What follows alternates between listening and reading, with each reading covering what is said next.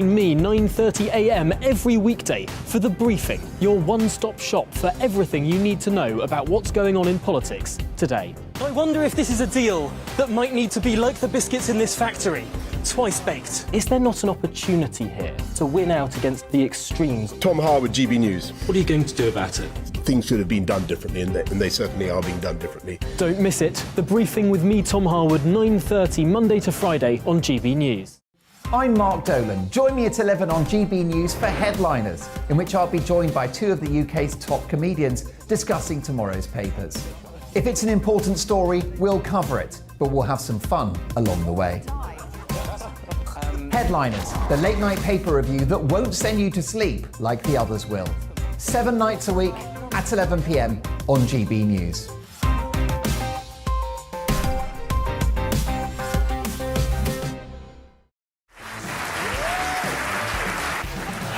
My name is Andrew Doyle. Join me every Sunday evening at 7 p.m. for Free Speech Nation. This is a show where we address current affairs and news stories of the week with the help of two wonderful comedian panellists. I brought in comics because I want to give it a lighter edge, and also they work for less. See you there.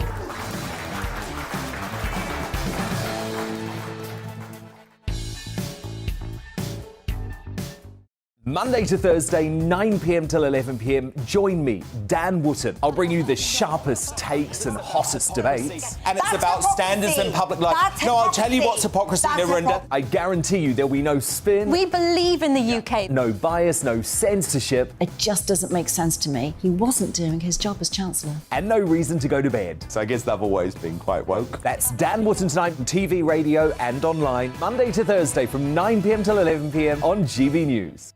Join me every Sunday at 6 p.m. for Gloria Meets. In exclusive interviews, I'll be finding out who our politicians really are and what they really think. I think I've seen probably quite enough of Matt Hancock to last me a lifetime. I'll also be getting to know you better, travelling to find out what you think about the politicians who are fighting for your vote. They've got to get this country back on track. Join me every Sunday at 6 p.m. only on GB News, on TV, radio and online.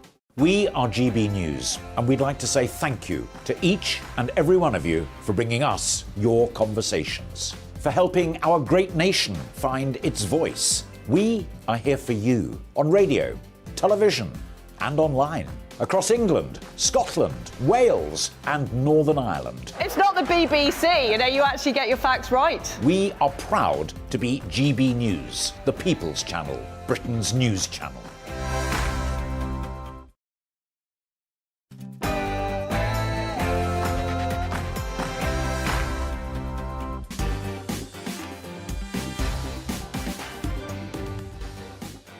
Welcome to Mark Dolan tonight. A very busy show, and let me tell you, it's 2 hours of debate, big opinions and top guests. We'll be talking about Labour's plan to tax private schools. Is it a tax on knowledge and aspiration? That's my view, which I'll be laying out in my big opinion in just a few minutes' time. My Mark Meets guest is the highly respected Tory MP, Sir John Redwood. We'll talk Brexit, immigration, the economy and his political journey, including the moment he almost won the Tory leadership. And we have with us one of the most respected and successful English managers of his generation, Big Sam Allardyce, talking about the World Cup. In the big question, if he becomes Prime Minister, can Keir Starmer make Britain great again? And in the news agenda with my panel, should we do more to tackle loneliness? And as Queen Camilla ditches her lady-in-waiting, is having a personal valet outdated and morally wrong? I'll see you after the headlines with Tamsin Roberts.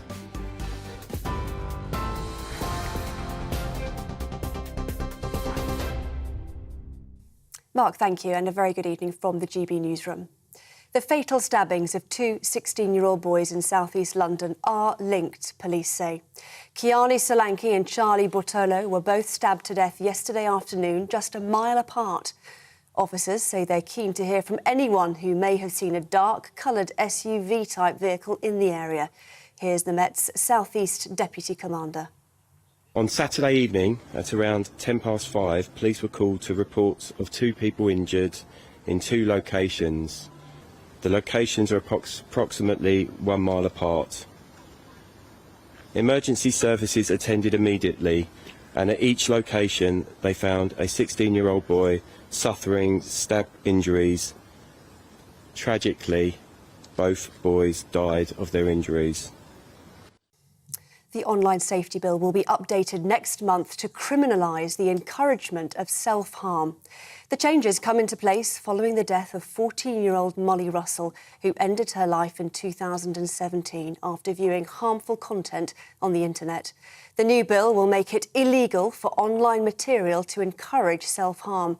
Social media will be required to remove such posts, and any person found of breach will face prosecution. The Business Secretary has warned energy firms to not hike customers' direct debit payments amid the rising cost of living. In an open letter to energy bosses, Grant Shapps says he was disturbed of reports that some customers' direct debits are rising when they're making huge efforts to save money. Mr Shapps has also asked energy regulator Ofgem to look at how suppliers can make their billing more responsive to consumer behaviour. The Transport Secretary says the dozens of asylum seekers who have contracted diphtheria had the disease before they arrived in the UK. It's after a man at the Manston Migrant Processing Centre is thought to have died from the highly contagious disease. Mark Harper insists the infections are an extremely low risk to the wider public, despite migrants being moved from crowded facilities to hotels around the country. It's expected the government will announce the number of infections has risen to around 50. At least 7 people, including a newborn baby and 2 children, have died after a landslide in Italy yesterday. The island of Ischia near Naples was engulfed by heavy rain, causing a mudslide that flooded homes and swept away cars. Search and rescue operations are continuing, and at least 5 people are still missing. More than 200 people living close to the landslide area have been evacuated. Protests against COVID lockdown measures are continuing in China after 10 people died in a tower block fire in Urumqi. Demonstrators claim coronavirus measures, which have seen residents locked down for over 3 months, may have impeded their escape. Civil unrest has now spread to Shanghai and Beijing, with chants calling for President Xi Jinping to resign. TV, online and DAB+ radio, this is GB News. Now it's back to Mark.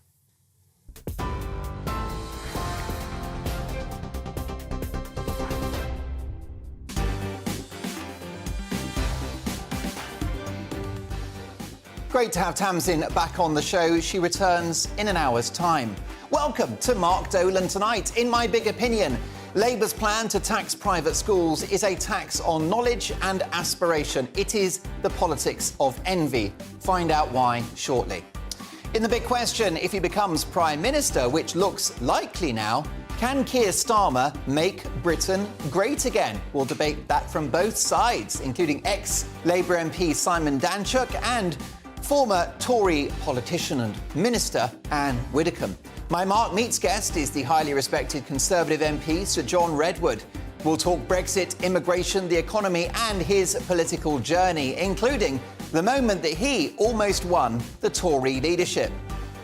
And with us later, one of the country's most respected and successful football managers, Big Sam Allardyce, all about the World Cup, of course. And in the news agenda with my panel, should we do more to tackle loneliness, which doesn't just impact the elderly, but the young too? And as Queen Camilla ditches her lady-in-waiting, are personal servants outdated and morally wrong? And with me throughout the show is my fantastic all-star panel. Broadcaster Tommy Sandu, academic Dr. Lisa Mackenzie, and political commentator Emma Wolfe. Now, I want to hear from you throughout the show. The best bit of my show is when you get in touch, mark@gbnews.uk. And this show has a golden rule. We don't do boring. Not on my watch. I just won't have it. So for the next 2 hours, big debates, big guests, and always big opinions. Let's start with this one.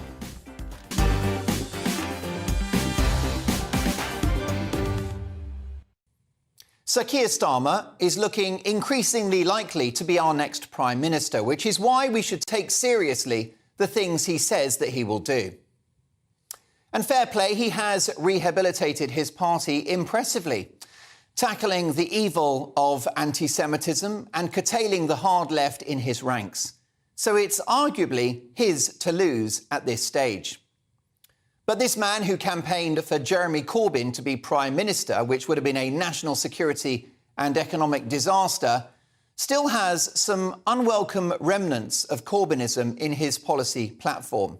He has made the regrettable decision to once again play the politics of envy and start a class war with a headline-grabbing plan to clobber private schools with taxes that could cause some to go under and will price thousands of kids out. Under the Labour plan, private schools will lose their charitable status and pay 20% VAT on fees, something ex-Labour leader Tony Blair would never have dreamed of doing. So what does this mean in reality?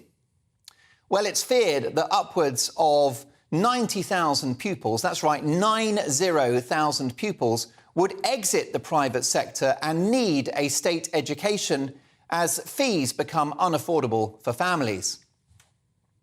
So who are these 90,000 families that would be impacted by this spiteful and regressive tax? Well, they're not rich high flyers, they're not Russian oligarchs. They are humble Brits, working hard, doing extra hours, skipping holidays and fancy cars, and investing in their children. So this policy will disproportionately impact families on lower incomes, but who manage to scrape together enough to educate their kids privately. Private schools, in my view, must have charitable status because they are outlets of education. They are teaching the next generation of kids. And it's in all of our interests for state schools and private schools to exist and to do a brilliant job together.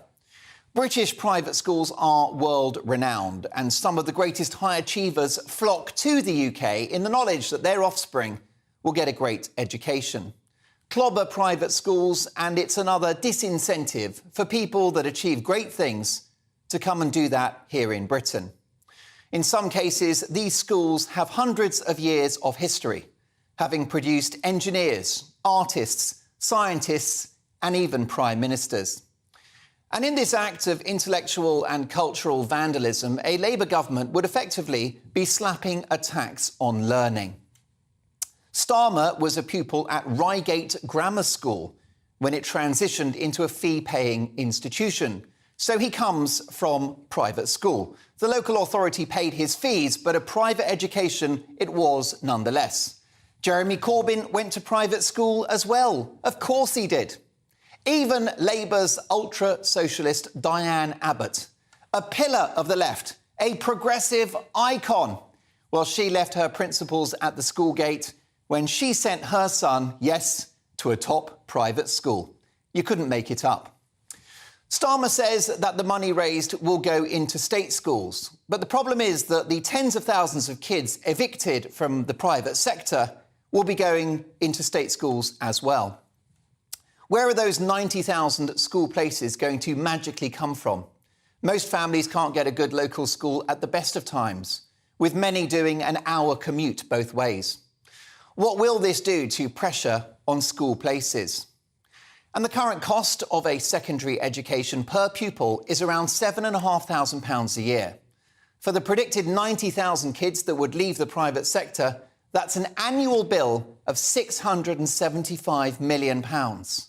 Now, assuming that these kids attend state school from the age of 11 to 18, that's an extra cost to the taxpayer of almost £5 billion. Do you see the problem here? One step forward, two steps backwards. Full disclosure, I was educated privately. Not my decision. Worth remembering that when you castigate anyone that's been to an independent school. My parents came from Ireland to the UK with nothing. They ran a pub for 40 years and they scrimped, saved and, yes, borrowed to give me the opportunity. I challenge anyone condemning the private sector to look my parents in the eye and tell them that their hard work, their struggle and the endless loans that they signed up for was a bad thing and something to be ashamed of. Or even, dare I say it, something that makes you a bad person. Now, my kids go to a state school and it's incredible. In an ideal world, all of our kids would go to fabulous state schools. But we don't live in an ideal world. And people like choice. Unlike so many British institutions, our education system has always been a quirky mix. Private, grammar, academies, free schools, church schools, comprehensives, you name it. They don't need to cancel each other out. They can enhance each other. In the end, this is a cheap policy from a cheap, opportunist politician, which will ultimately diminish opportunities for future generations. On the strength of this policy, my school report for Keir Starmer is a damning one. Must try harder. See me after class. I'm giving your homework an F.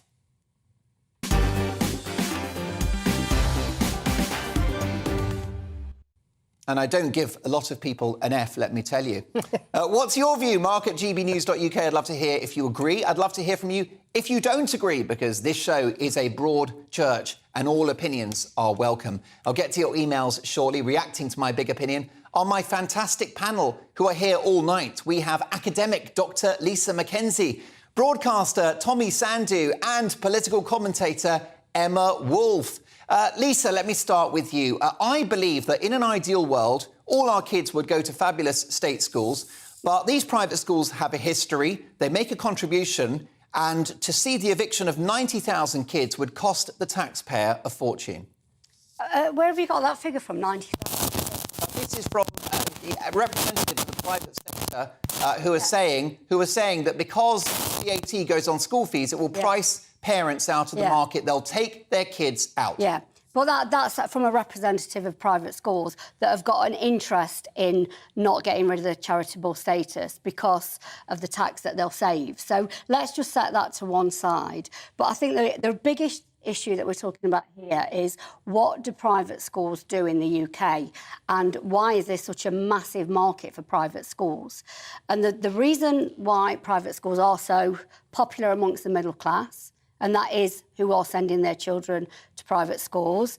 It's not, and you know, I absolutely believe that your parents came from Ireland and wanted the best for you and saved and scrimped and did all that, because there are some people that do that.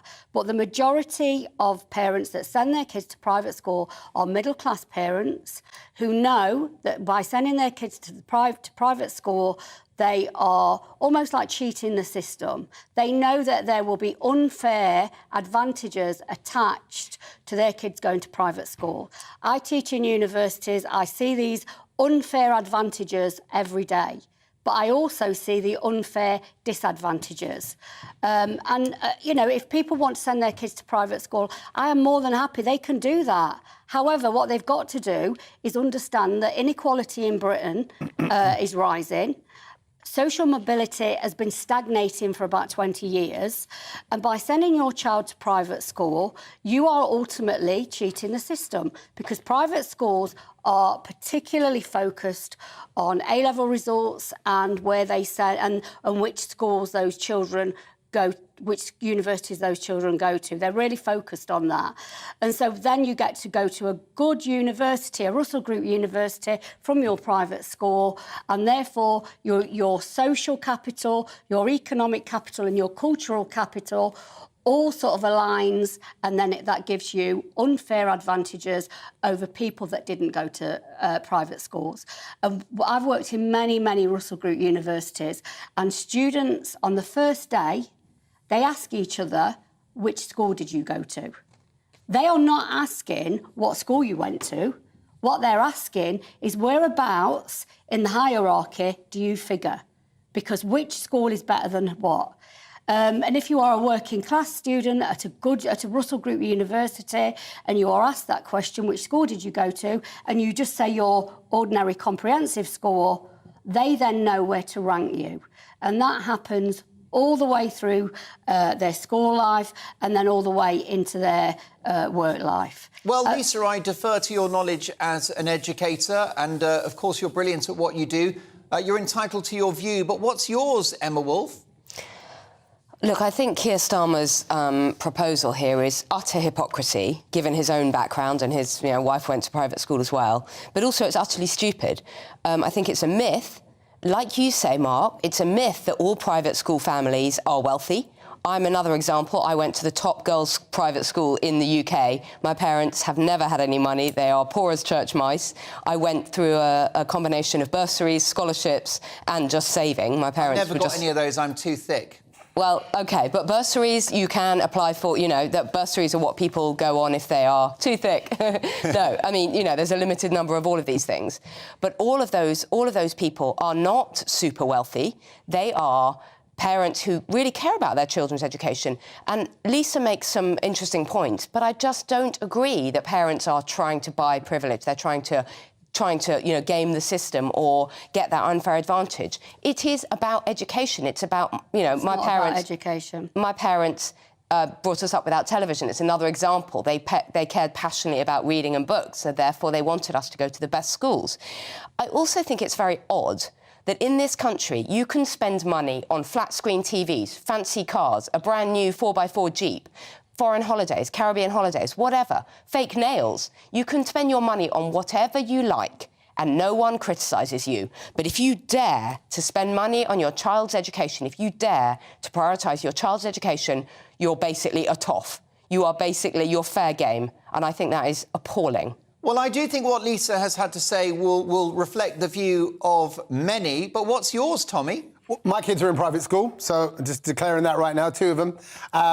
And Lisa's a hater. That's what Lisa is. Lisa's hating on the privilege. And I got this thing about privilege. I've got to say, the reason why my grandparents came over to this country is for progress, is for the privilege that this country has, which is a great educational system. And if you can afford to put your kids in private education, you should. I even think there should be a tax relief, Mark. A tax relief, because I'm now not taking from the state, from main education. So why not give me some money back? Because it's expensive. And you're right, we do stretch ourselves for their education. We do stretch ourselves to provide that. And I will say that, when you see the car park of my kids' school playground, it's all lovely cars. It's all lovely, mainly German top cars. So there are people with money there. But I actually think it's not a given that they're going to go on to a Russell Group university. And it's true, though, at these top universities, my niece just recently went to Durham University, and a lot of them come from a boarding background. And that is the question they ask in the first week is, what school did you go to? What school did you... And they want to know. And there is a clique around those that boarded and those that are private and those that are not.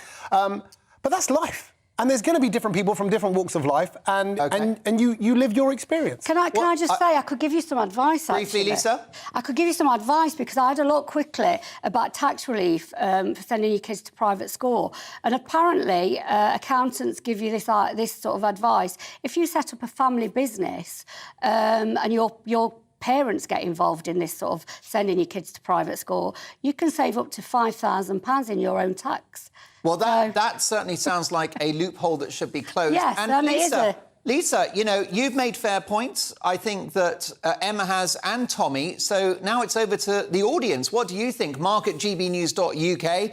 Let me know your opinions. Are private schools bad for society? Coming up in the news agenda before 10, Big Sam Allardyce live on the show discussing the World Cup. Can England beat Wales? Can Wales beat England? We'll talk to the gaffer shortly. My Mark Meets guest is Sir John Redwood MP. But next in the big question, if Keir Starmer wins the next election, can he make Britain great again? Will Starmer be a good Prime Minister? We'll hear from both sides. See you shortly.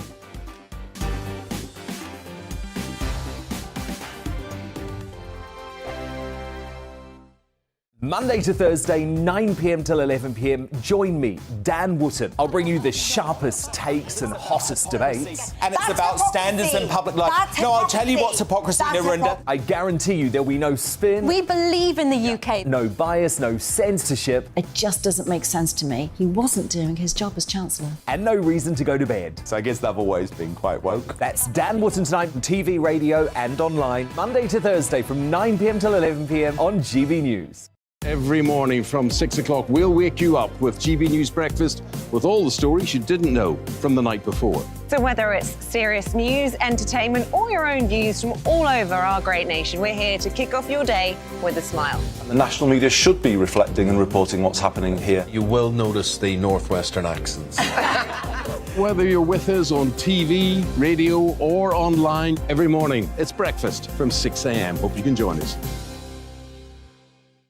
Hello there, it's Eamon Holmes here from Breakfast on GB News. We're not just on your television and your screens, you know. We're on DAB plus digital radio, so you can listen to your favourite shows on the move. If you've not yet listened to GB News Radio, it's very simple. We're on your radio player and tune-in apps, on your smart speaker, phone or tablet, or online at gbnews.uk. Take us with you wherever you go. GB News Radio. You never have to miss a moment of the People's Channel.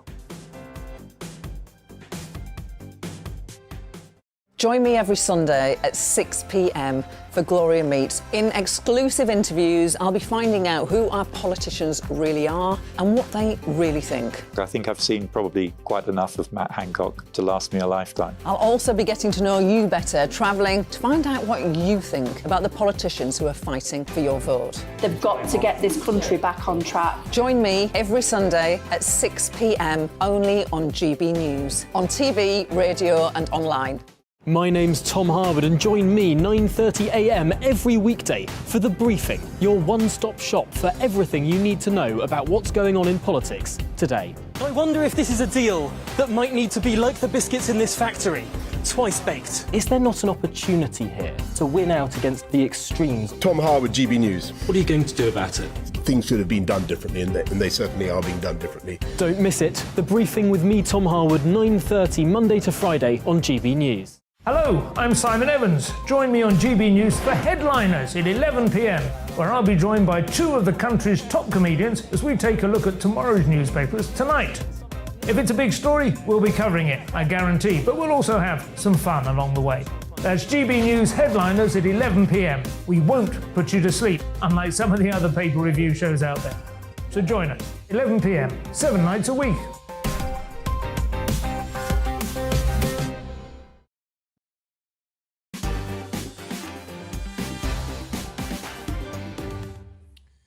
Is Keir Starmer right to want to slap a VAT on private schools? That was the topic of my big opinion monologue. Olivia in our digital department is crafting that into a clip for Twitter, which will be up shortly if you missed it, at GB News on Twitter. But the emails are coming in thick and fast, Mark at GB News. David says, Mark, you don't gain anything from talking down private education or berating private schools. The aim should be to bring the same standards to all of our non-private schools. Helen says, Mark, why not simply bring back state grammars? Helen, a great question, something we will debate on a future show. Colin says, look at France.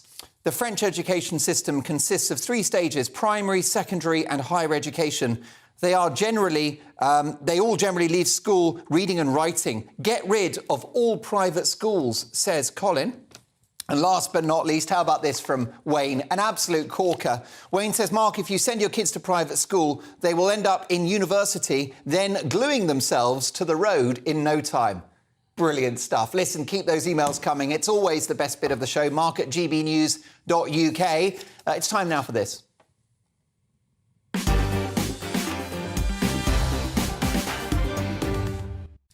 Yes, it's time for the big question in which we tackle a major news story of the day. Tonight, as Keir Starmer and Labour remain firmly ahead in the polls, with some predicting a 200-seat majority, if Starmer becomes Prime Minister, can he make Britain great again? Will he be a good Prime Minister? To debate this, I'm delighted to welcome former Conservative Government Minister and television personality Anne Widdecombe and ex-Labour MP and now best-selling author Simon Danczuk. Simon, if he becomes Prime Minister, can Keir Starmer make Britain great again? Well, he certainly can't do a worse job than the Conservatives have done over the last 12 years, that's for sure. He'd have to go some lengths to do that. I think he's a good leader. I think the jury's still out. You gave him on his scorecard an F earlier. I would currently give him something like a C. So there's still much for him to do, but he's certainly going in the right direction. He's talking tough on immigration, which he hasn't been doing previously. He's been very critical of the eco protesters that you've just mentioned. So he's making progress. There's no doubt about that. What he has to be careful of is complacency. He's running into a general election. He mustn't take the Conservatives for granted, but he can get there and he can be a good Prime Minister. I'm convinced of that. Anne Widdecombe, it's his to lose. Can he do a good job? Well, I think he would make a very passable middle manager in a sort of middling type firm. And that's about what, his capabilities stretch to. I certainly don't see him as a great Prime Minister.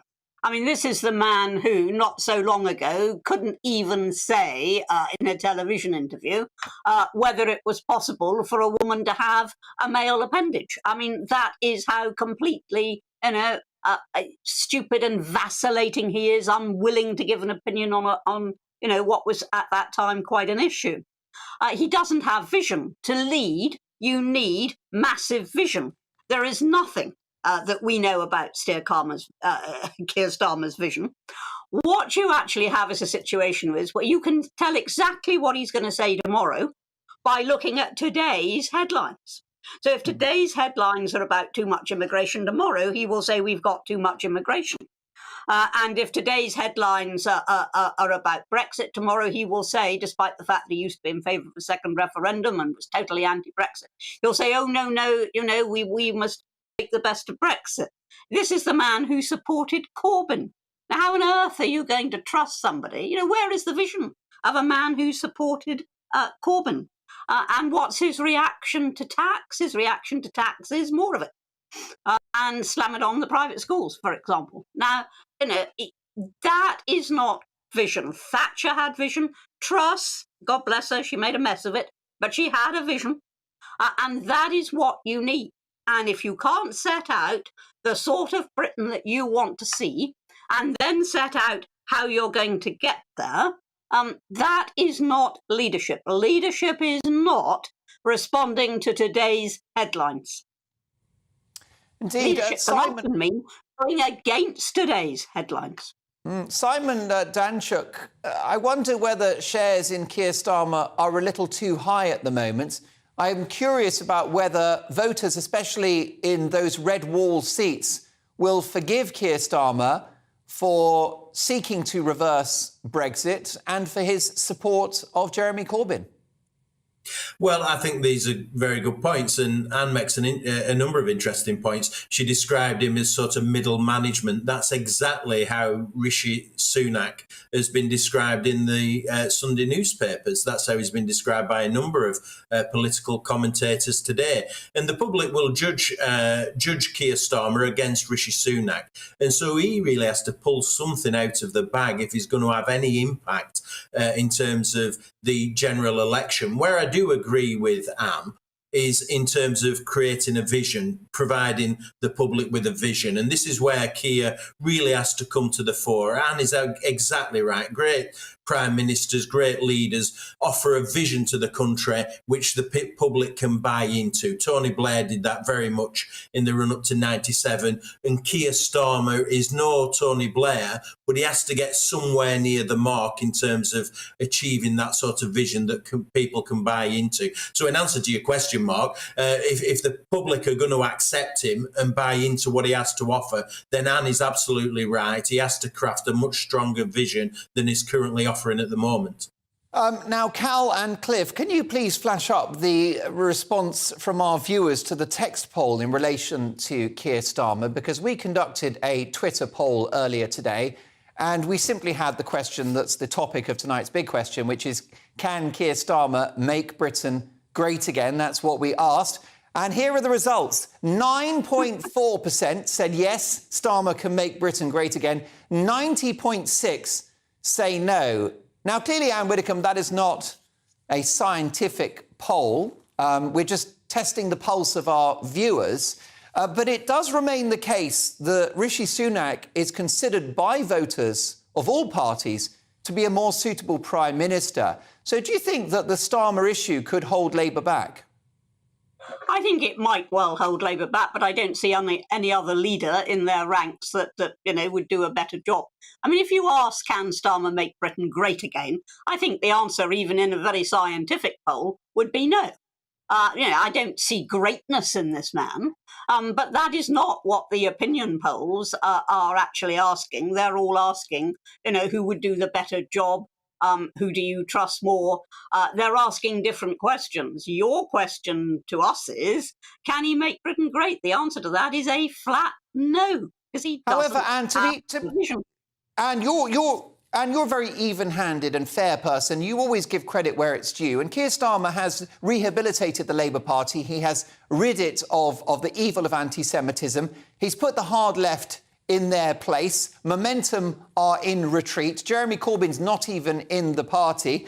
Plus, he acted very decisively when it came to the windfall tax, which I think you and I are both against, but which the Tories have now adopted. And, of course, his approach to supporting people's energy bills was far more timely than that of this current government. So he's had some wins. Well, first of all, you say he's rehabilitated Labour.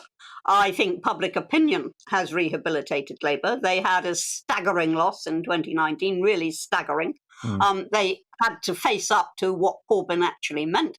They eventually faced up to the anti-Semitism that was rife in the party. I mean, it was really rife.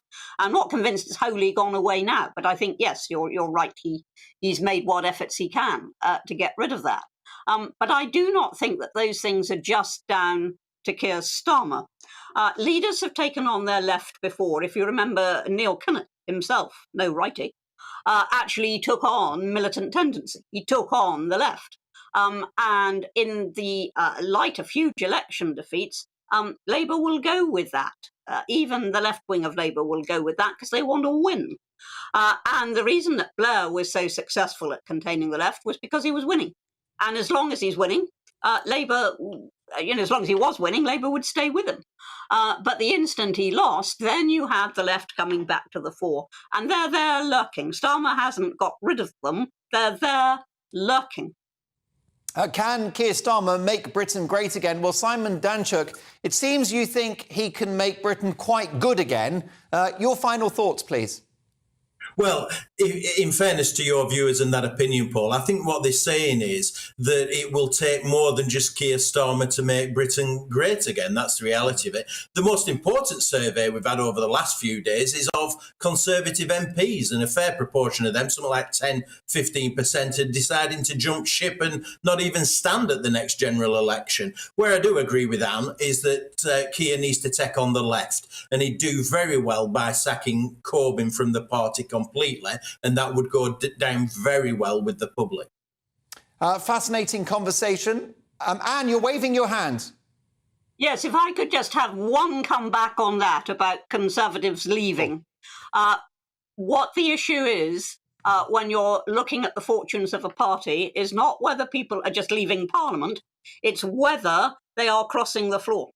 And before several great defeats, we've had substantial numbers, well, not substantial numbers, but significant numbers of floor crossers. We're not getting floor crossers. People don't see Labour as the answer, even if they're despairing of the Conservatives. Well, the MPs for South change parties, and you've got young Conservative MPs just leaving the party, leaving the Commons, and that's a real indication that the party's failing. Well, it's not exactly a vote of confidence, is it, Anne? But let me tell you that we will get the definitive answer from sitting Tory MP Greg Smith next. We'll be asking why are so many Tories standing down at the next election. My sincere thanks to Simon Danchuk and Anne Widdecombe. Don't forget, Anne returns in a week's time. She's with us every Sunday right through till Christmas. And I hope, if she's available, long beyond that, because if anyone could make this show great again, it's Anne Widdecombe. Lots more to get through. So, yes, we will find out why so many Tories are standing down at the next election. That's our next topic. And before 10, Big Sam Allardyce. Don't go anywhere.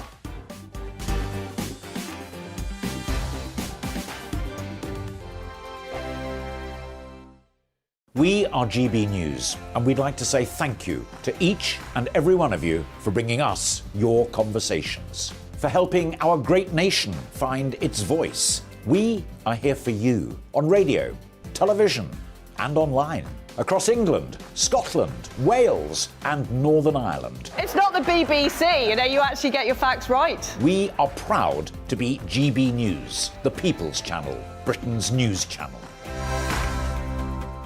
Monday to Thursday on GB News, it's Bev Turner Today from 10 a.m. We're going to be here for you, our GB News family, to keep you up to date, but also make you smile. The guy went from puberty to adultery. And I can't wait to bring a few of my own opinions. I have no time for cultural totalitarianism. We'll engage in passionate, but always polite debate with your thoughts and opinions at the centre of it all. Monday to Thursday, 10 till 12, on TV, on radio and online. Every Friday and Sunday night from 9, it's Mark Dolan Tonight. We're on the same page again. There's something weird happening. Let Ian finish. Don't be such a cranky. That mini budget was the tip of the iceberg. And on Saturday, my show just got bigger. From 8, it's Mark Dolan's Saturday Night In. You can't govern a country if you can't speak. Stop talking. My God, we reached the end. I've never been early in my life. Only on GB News, the People's Channel. We are GB News, right across the nation. You can get us on television, on radio, on digital. We're absolutely everywhere. Amazing. You see, amazing. You remind me of me in the European Parliament. But here's the most important bit. We are not part of the mainstream establishment. We think and speak just like you do. We are the People's Channel. Magnificent. That's really, really thoughtful. Come and join us on GB News, the People's News Channel. Hello, I'm Alastair Stewart, and I'd invite you to join me at noon on Saturdays and Sundays for Alastair Stewart and Friends. I've been in this business for over 40 years. Now, here at GB News, I've never been happier. I get to choose the big stories that really interest me. We hear what you have to say, and you hear what I have to say. I really hope you can join me, noon on Saturdays and Sundays. Hi there, it's Stephen and Anne. At breakfast from 6 a.m, you'll always be caught up with everything you need to know, the latest headlines, opinions and debates. We'll bring you the good news and the bad, but most of all, we're here for you. Remember, send in your views and let us know what you would like us to talk about. That's because we're your news channel. And every morning at 6 a.m, it's breakfast on GB News.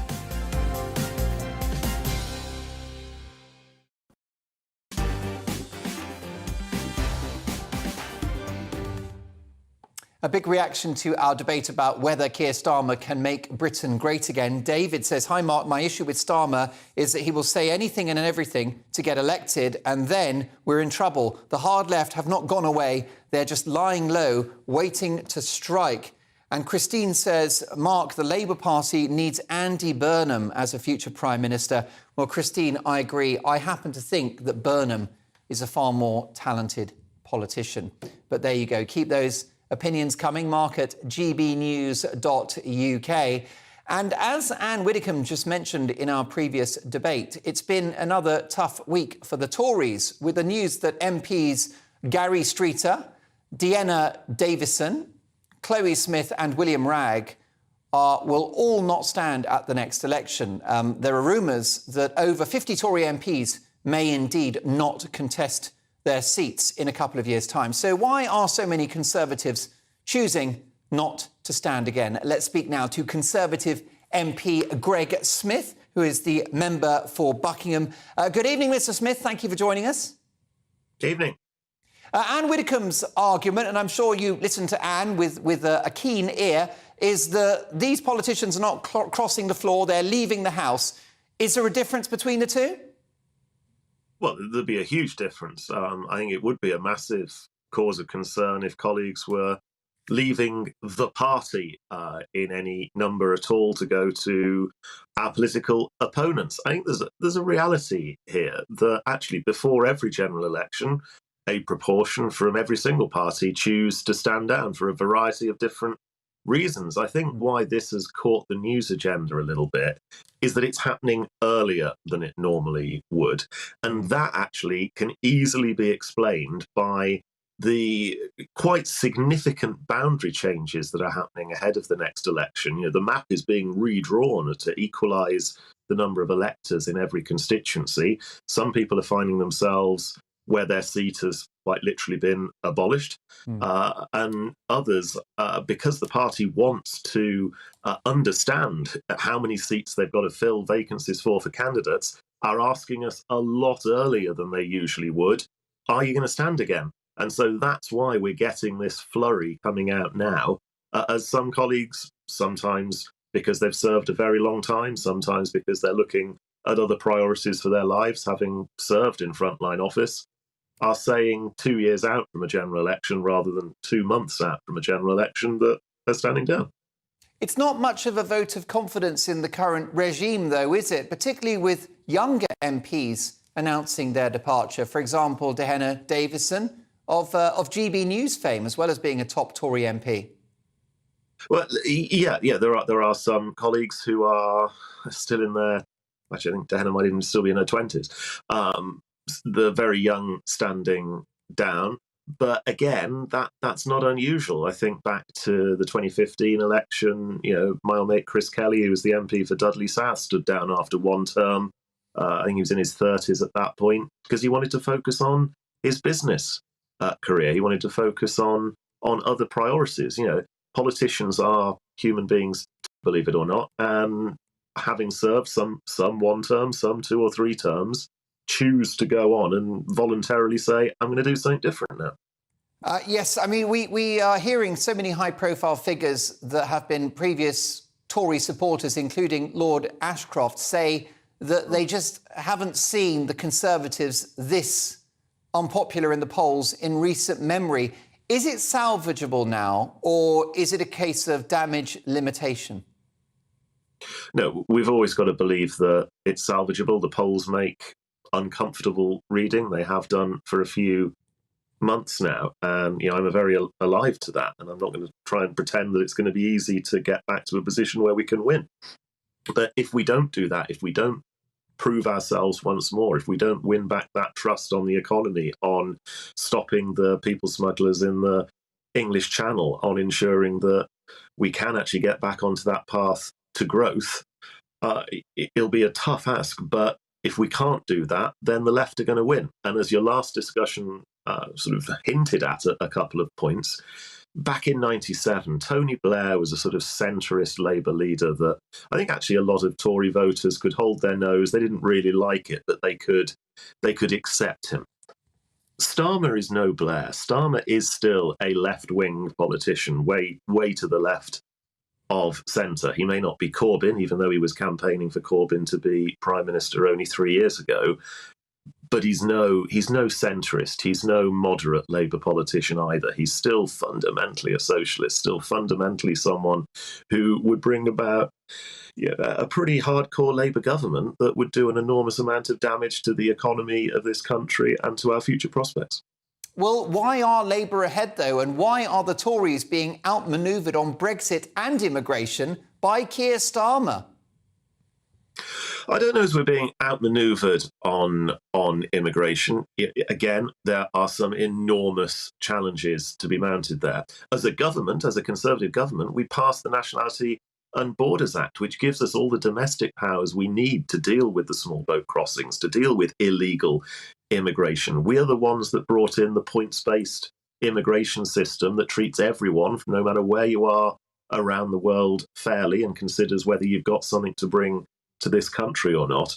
Where we have been stuck, and where I absolutely accept the challenge that we need urgent legislative action to fix, is the problems thrown up by the ECHR that stop the flights to Rwanda taking off, for example. We have got to fix that. And given that we managed to shut down the country's freedoms in a day with the Coronavirus Act, given we have managed to pass legislation in a matter of days or weeks like the UK Internal Market Act, I'm still pushing to say we've got to pass some pretty rapid legislation to fix the fact that courts overseas can still take judgment on British legislation and vest that power back with British courts and British courts alone. Briefly, will you be running to hold your seat and represent the people of Buckingham in a couple of years' time? I will absolutely be putting myself forward to run again. There's quite severe boundary changes in my patch as well. My current seat is split 3 ways, but I will absolutely be putting myself forward to fight one of them. It's been a delight to have you on the show. Do return soon. My thanks to the Conservative MP for Buckingham, Greg Smith. What's your view? Why are so many high-profile Tories not running in the next election? Mark at gbnews.uk. Next up, we'll check in on the World Cup. Could a player's sex ban win England the World Cup? We'll discuss that with Big Sam Allardyce next.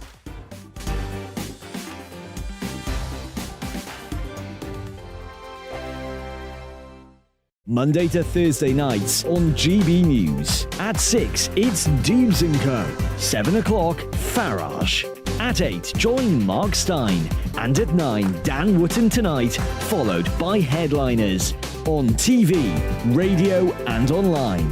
This is GB News.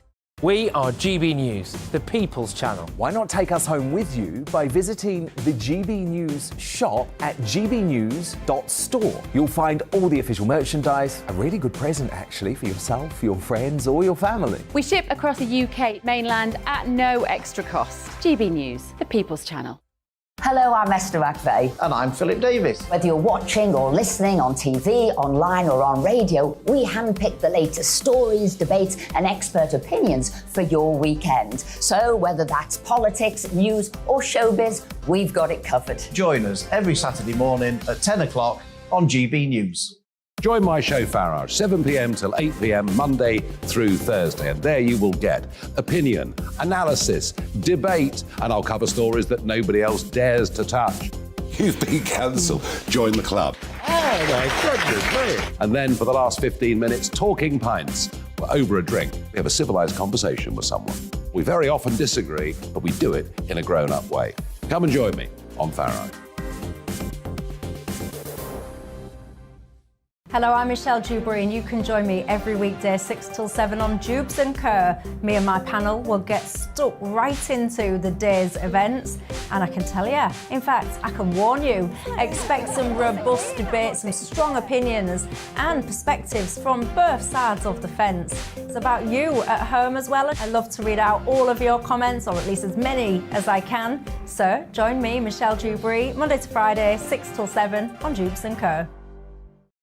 Hello there, it's Eamon Holmes here from Breakfast on GB News. We're not just on your television and your screens, you know. We're on DAB plus digital radio, so you can listen to your favourite shows on the move. If you've not yet listened to GB News Radio, it's very simple. We're on your radio player and TuneIn apps, on your smart speaker, phone or tablet, or online at gbnews.uk. Take us with you wherever you go. GB News Radio. You never have to miss a moment of the People's Channel.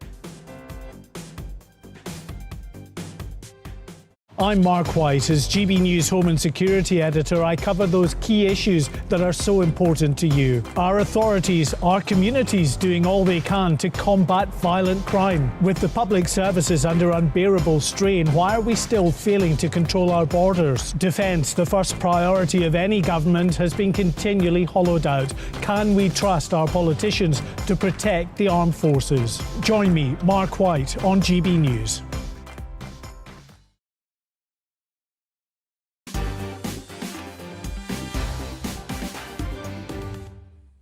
I'll get to all your emails very, very shortly, but let's check in on the World Cup now. Let's speak to one of the most respected and successful managers of his generation, Sam Allardyce. Hi, Sam. Good evening. Great to have you back on the show. Now, Gaffer, it was a performance to forget from England on Friday against the USA. Yes, yes, we're all very disappointed across the board. I understand that, none more so than me shouting at the TV while it was happening, like you mean. And there was a number of reasons that I was shouting at the TV because of the lack of fatigue that looked like was in the team. So I expected Gareth to have changed it around a little quicker. I sincerely hope he's going to change the team for the next game because clearly the lads who played 2 games on the trot couldn't cope with the physical attributes of Doha and the intensity of the game and the weather. So for me, use that fabulous squad that he's got to its full potential. You were a very early adopter as a manager. I think you were one of the first people to really use and deploy the powers of sport, science, psychology, technology, monitoring, all the rest of it. Do you think there is enough innovation in this English camp? Oh, yes, they've got that on the fingertips. I mean, it depends how you want to use it, Mark. You know, I mean, how deep you want to go with it. Do you want to give it all to the players? Do you want to give some of it to the players? Do you ask the players who want it and some of the players who are not quite as interested and leave them alone? I mean, the mental state is most important as well as the physical state now. So, yes, feedback is a massive thing in stats terms and physical terms and attributes terms. And, of course, the backroom staff in terms of what's the most important thing now, and that is recovery. And recovery is the biggest thing the players can be worried about, or the backroom staff should be concerned about, and topping up the players' energy to get out there and give their best and look like they're giving their best. And unfortunately, in the American game, they flagged physically and it looked like they weren't trying at some stage. They certainly were. There's no doubt about that, but they just weren't physically capable of it. Will they be reading the papers and looking at how Fleet Street are reporting their performances? And will they still be talking about rainbow flags and badges on the arm and those other distractions? I think the rainbow flags and badges on the arm should be a distant past now. I think everybody's had their say, and we should move forward into the games and try and go as far as we possibly can. We've had a great uplift on the Iran game, and we've had a little bit of a knockback on the American game. But the beauty is that we're top of the league. It looks like we're going to go through. We've got a massive opportunity to beat Wales, who were extremely poor, unfortunately, against Iran. And we've got to take advantage of that and really go for it. And I think that means that Gareth does need to change the side and put a lot of these talented boys who haven't had a go yet on the pitch to see what they can do. Yes, we've got many Welsh viewers to this programme. Is the Wales situation salvageable, Sam? I think any home nation, when they play each other, a shock can happen. And obviously, in terms of form and the talent of Wales squad and the talent of England squad, we are absolute favourites. But that doesn't mean that it's going to be an easy ride. And I think that they'll be, after their disappointment, they'll be really, really up for this game in trying to beat England. So we have to be very aware and very alert on what Wales will do on Tuesday night. Lots of debate about the starting 11. So you are far more qualified than most to comment. Would you be starting Phil Foden, for example, Sam? I'd be starting Foden, Grealish, even Harry Wilson personally. I'd use Harry more as a sub in this game than I would from a starting position. I know he's the captain, and I know everybody wants him to go on there and try and win the Golden Boot again. But I think he ran out of legs a little bit, as well as some of the other players did. But I would certainly use Grealish and Foden and Wilson. I think I'd also use Trent Alexander-Arnold, maybe bring him in, or centre? No, I'd stick the centre halves the same, to be honest with you. Kyle Walker maybe, but I'd certainly change the side 3 or 4 because I think this squad is so talented, and I think that they need to have an opportunity to get on the pitch and prove what they can do. And of course, they'll have the energy. They have the energy the other lads won't have to compete against Wales, and hopefully the ability, the talent, and the quality of finishing to beat them. Speaking of energy, did you ever inflict a sex ban on any of your teams, Sam? Because we had Luis Enrique, who is, of course, the Spanish manager, who said that his players can have intimate relations but no orgies. Some people think there is a serious scientific case for no nookie before a big game. What's your view?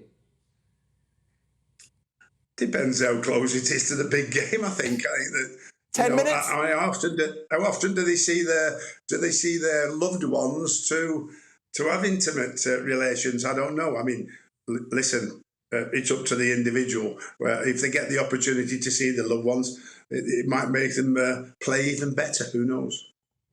Too right. You never know, do you? Never say never. Final question, another easy one. Can England win the World Cup? We've had 2 games now. What's your verdict? Yes, certainly we can win the World Cup. I mean, you know, we have got the squad, we've got the experience, both the manager and the backroom staff as well as the players, and we just need to have the mental resilience to go out and do it. And we've certainly got to 2 tournaments, a semi-final and a final, so there is no reason this squad can't get to the final. We've seen some bigger shocks than England not playing so well against America, and those big shocks are continuing. You know, when Morocco won today. So, you know, let's not hope we're one of those who come against the side and lose and get knocked out, because after this stage, it will be the knockouts. Big Sam, I personally wish you were in the dugout. Many millions agree. It wasn't to be, but enjoy the game on Tuesday and can't wait to catch up with you next weekend. A true legend of football, Big Sam Allardyce, who has achieved so much as a manager in the beautiful game. Next up, we'll talk about someone that's achieved a lot in politics. Sir John Redwood, live on the show. Don't go anywhere.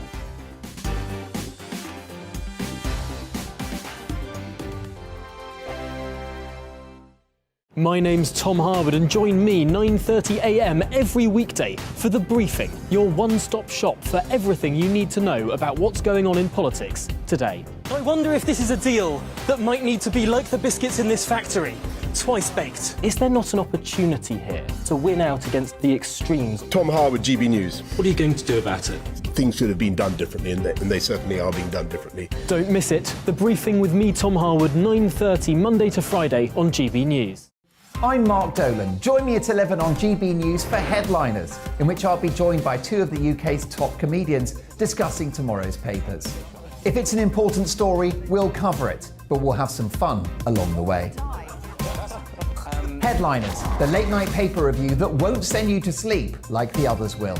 7 nights a week at 11 p.m. on GB News.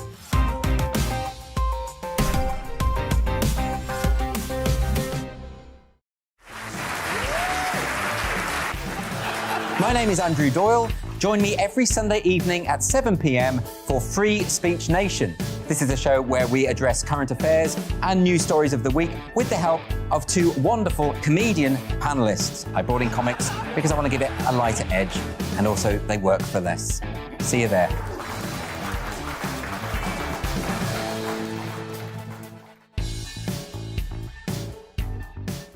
Monday to Thursday, 9 p.m. till 11 p.m. Join me, Dan Wootton. I'll bring you the sharpest takes and hottest debates. And it's about standards and public life. No, I'll tell you what's hypocrisy, Narinda. I guarantee you there'll be no spin. We believe in the UK. No bias, no censorship. It just doesn't make sense to me. He wasn't doing his job as Chancellor. And no reason to go to bed. So I guess they've always been quite woke. That's Dan Wootton tonight on TV, radio and online. Monday to Thursday from 9 p.m. till 11 p.m. on GB News.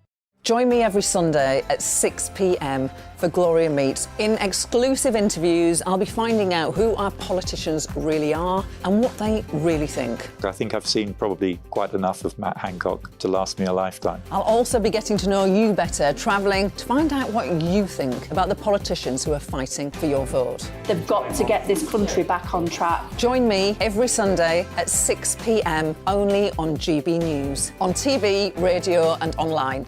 We are GB News, and we'd like to say thank you to each and every one of you for bringing us your conversations, for helping our great nation find its voice. We are here for you on radio, television, and online, across England, Scotland, Wales, and Northern Ireland. It's not the BBC, you actually get your facts right. We are proud to be GB News, the People's Channel, Britain's news channel.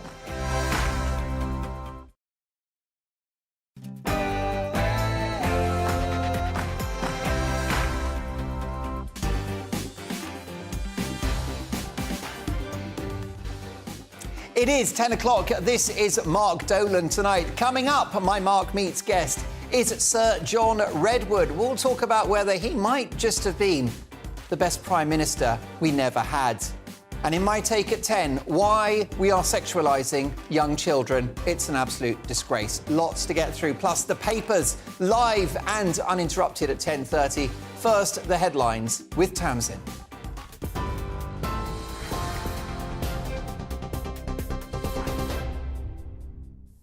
Mark, thank you, and a very good evening from the GB newsroom.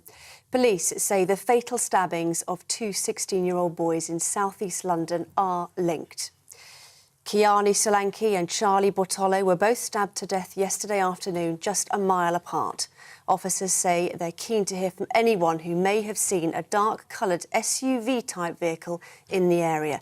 Here's the Met's South East Deputy Commander. I join the community in being deeply saddened and outraged by these senseless murders. I can assure everybody affected by these murders that skilled detectives will work tirelessly to discover what happened and provide answers to the young victims and families. The online safety bill will be updated next month to criminalise the encouragement of self-harm. The changes have been influenced by the case of 14-year-old Molly Russell, who ended her life in 2017 after viewing harmful content on social media. The new bill will make it illegal for online material to encourage self-harm. Social media platforms will be required to remove such content or face prosecution. The Business Secretary has warned energy firms to not hike customers' direct debit payments amid the rising cost of living. In an open letter to energy bosses, Grant Shapps says he was disturbed of reports that some customers' direct debits are rising when they're making huge efforts to save money. Mr Shapps has also asked energy regulator Ofgem to look at how suppliers can make their billing more responsive to consumer behaviour. The Transport Secretary says the dozens of asylum seekers who've contracted diphtheria had the disease before they arrived in the UK. It's after a man at the Manston Migrant Processing Centre is thought to have died from the highly contagious disease. Mark Harper insists the infections are an extremely low risk to the wider public, despite migrants being moved from crowded facilities to hotels around the country. It's expected the government will announce the number of infections has risen to around 50. At least 7 people, including a newborn baby and 2 children, have died after a landslide in Italy yesterday. The island of Ischia near Naples was engulfed by heavy rain, causing a mudslide that flooded homes and swept away cars. Search and rescue operations are continuing, and at least 5 people are still missing. More than 200 people living close to the area have been evacuated.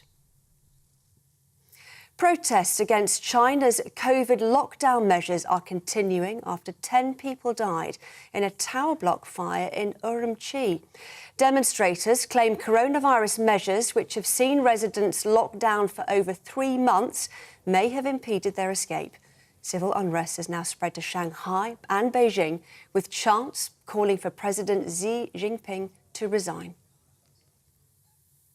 TV, online and DAB+ radio, this is GB News. Now it's back to Mark.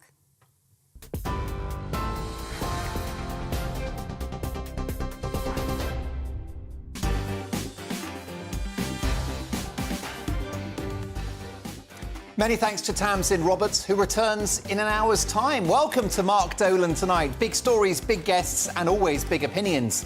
In the news agenda with my panel, should we do more to tackle loneliness, which it turns out impacts not just older people, but the young as well. And as Queen Camilla ditches her lady-in-waiting, are personal servants outdated and morally wrong? Plus, we've got tomorrow's papers at exactly 10:30 sharp with full panel reaction. Tonight, we've got the dream team. Broadcaster Tommy Sandu. We stole him from the clutches of the BBC. Academic Dr. Lisa Mackenzie, who's always coming in hot. And the unapologetically political commentator, Emma Wolf, who's got about 11 jobs in the media. She's busier than I am. By the way, a few parish notices before we crack on. Big news about this show. Big announcement. From Friday, we're going XL. That's right. Mark Dolan Tonight is 3 hours long, and it starts an hour earlier at 8 p.m. So from Friday, it's Mark Dolan Tonight, 8 till 11. Saturday, Mark Dolan's Saturday Night In, 8 till 11. An hour earlier, Friday and Saturday. You can't have too much of a good thing. Plus, by the way, we've got viewers around the country and around the world. Why don't I give a big shout out and a big up to Liberty Gym in Nottingham, who are big fans of the show. More power to you, boys and girls, doing your plank and your, chin-ups and your... See, I'm so unfit, I can't even come up with the names of what these exercises are. But Liberty Gym, thanks for your support. Spread the word and stay strong. My Mark Meets guest is the highly respected Conservative MP, Sir John Redwood. He's up in a couple of minutes. Is he the best Prime Minister we never had? I'll ask him shortly. First up, it's my take at 10.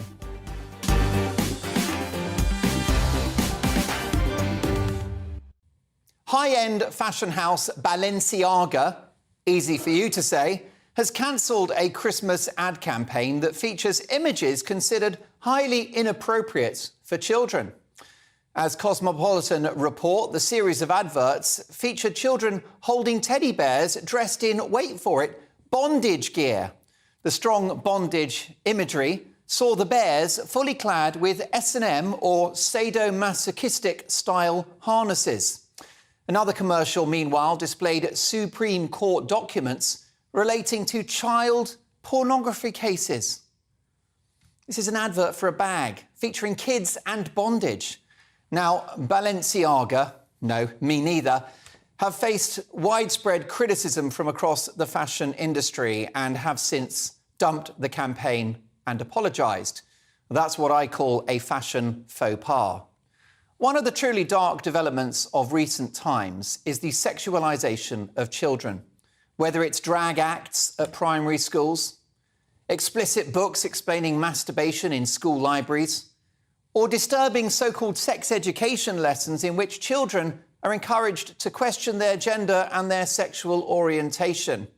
Whatever the policy, young people across the West are effectively being groomed. What about the woodwork teacher in Canada who gives a new meaning to the expression having wood? Or he or she, I'm not sure how they're actually defined, choose to gallivant around the lab with massive prosthetic boobs. This is a school teacher in Canada. Welcome to hell. Children are effectively being mentally abused and brainwashed in the name of inclusion and diversity. Central to this hard-left woke ideology, which many on the left themselves hate, is the grooming of children. Don't forget charities like Mermaids, the trans organisation, have allegedly been sending young girls chest-flattening devices to stop them growing breasts, out with the knowledge of their parents. Look at this video shared by the journalist James Bembridge this week of a child being paraded on stage at a topless drag show. You heard me right.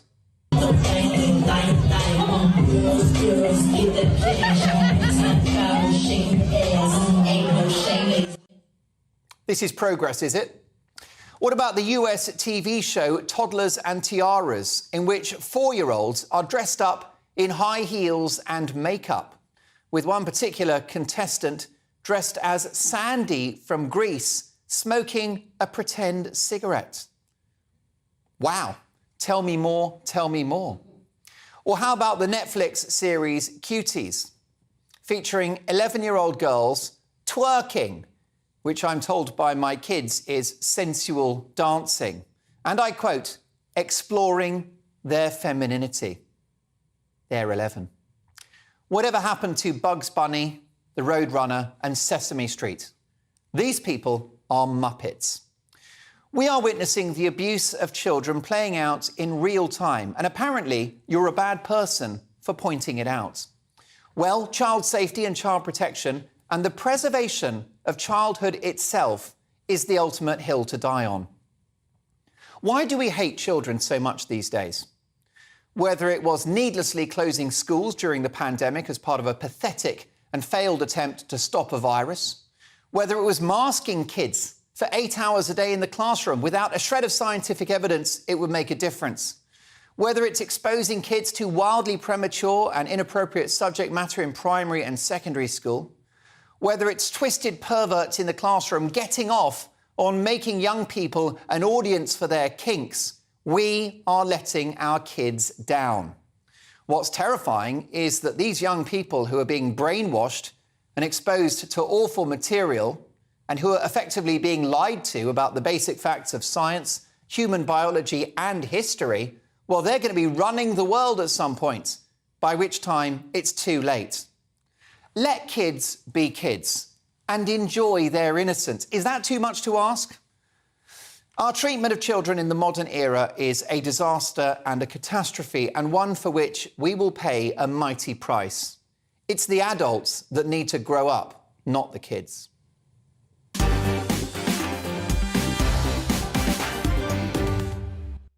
So that's an advert with kids holding a bear that's dressed up in SMN and bondage gear. Shocking stuff. Let's get the reaction now of my all-star panel. Academic, Dr. Lisa McKenzie, broadcaster Tommy Sandu, and political commentator Emma Wolfe. Let me start with you, Tommy. Your reaction, I think you've got a couple of kids, is that right? That's right, I've got a 10-year-old and a 5-year-old. So I see this stuff going on all the time. And even recently, when the 10-year-old, when he was about 9, he had the sex talk at school. And I don't know, Mark, I suppose my take on it is my childhood was so great. It was so innocent. We were playing out in the street. I was talking to Lisa about this as well. It was just fun. It was silly, and it was what child free. Like, yeah, and it was free, and you were playing out. I wouldn't let the kids probably play out on the street now. When it gets dark, we used to keep playing football till the ball hits you in the face, in the evenings, and then come home when your mum shouted for you. So I think what's going on is kids are becoming like adults, and adults are becoming like kids. So we've got this thing where we're trying to make kids grow up, and we're exposing them to all these kind of, these weird things, and these kind of campaigns, and even like I say, all the lyrics, the Rihanna songs, the twerking songs, the sexualisation of the music. And it might just be that I'm old, and people have always done this of a certain generation, looked at the younger generation, going, oh, it's all getting too outrageous. They did it with Elvis and all that. But it feels like something here has really shifted and changed, whereby kids are becoming more grown up, and adults are becoming less accountable for their actions. Adults can now say, oh, I don't want to deal with things, and throwing tantrums and throwing their toys out the pram, and we can't confront people, we can't have a go at someone for doing a bad job at something. So we've got this kind of mishmash, this blurred line between kids and adults where no one's actually being anything. Yeah, Lisa, I mean, I'm the ultimate libertarian, so once you're a grown-up, you can fall in love with whoever you want. You can identify however you want. And as a courtesy, I will acknowledge your pronouns or your choice of name. Sleep with whoever you want. This is your life. Go knock yourself out. But this is not the territory for children. I do think that there is something about childhood in this sort of times that we live in now. Although I'm not sure too much has changed, because I was just thinking when you were talking then about... do you remember the film Bugsy Malone? Yeah. And I remember that caused sort of outrage as well, sort of similar sort of outrage. And then I was thinking about, the Tears and Tiaras. In America, they've had these sort of baby pageants for 40, 50 years. So I'm not sure things have changed. And also, let's remember that growing up as a child in the 1970s, when paedophilia was sort of... brushed under the carpet. Brushed under the carpet, but also out in the open on the BBC as well. Yes. But I think there is something now, because of, I think, social media, the way that we can see children. I think that's probably the difference, is I think there's always been moral panics about sexualisation of children, but I think now we can see it more, and so we can have a stronger opinion about it. Lisa, don't you think it's gone up a level with that video of a drag star? And by the way, I've got friends, I've worked with drag artists, talented, hilarious, often have much better legs than I do, great singing voices, true entertainment professionals. But, a little girl being paraded at a topless drag event, this crosses a line. I don't remember anything like that in the 70s or the 80s. Yeah, I mean, again... I don't know what was happening there, and and I'm not somebody, I don't like to No, judge. but we've seen drag performances at primary schools. I don't mind. You know what? I don't really mind the drag story hour. I don't really mind that. No, because we're in panto season. How many of us are going to be taking our kids, grandchildren to panto? There's been panto dames forever. British. Part of British culture has always been that the comedy. You're a comedian. Yeah, I mean, do you remember Dick Emery? Yeah. So there's always been Les Dawson. There's always been that Dame sort Edna. of... Yeah, Dame Edna. Well, she's Australian, is she? Oh, yeah, good point. I was sort of thinking about that sort of British... Oh, the British tradition. Yeah, that British tradition. Stanley Baxter, I think. Yeah, so I'm not... I'm not so sort of hung up about the drag story time, but I do think that... now there is a lot of money to be made online. I do think that children can easily be exploited around that. Yeah. Emma Wolf, you've got one child, you've got a son. Has he got the hang of twerking yet? He doesn't twerk. No, he's 2. He tries to dance, actually. He's quite a good little mover.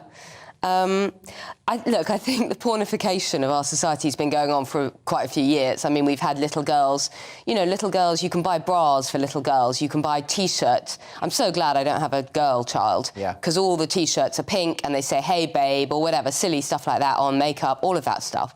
That's been going on for a while. What I think, slightly different to Lisa, what I think is more alarming, even more alarming than online and social media, and the stuff that they're exposed to and the stuff that they can be, the way that they are aware of themselves that we weren't as kids. We never took a selfie. We never saw ourselves on video, barely. I mean, maybe a little family video.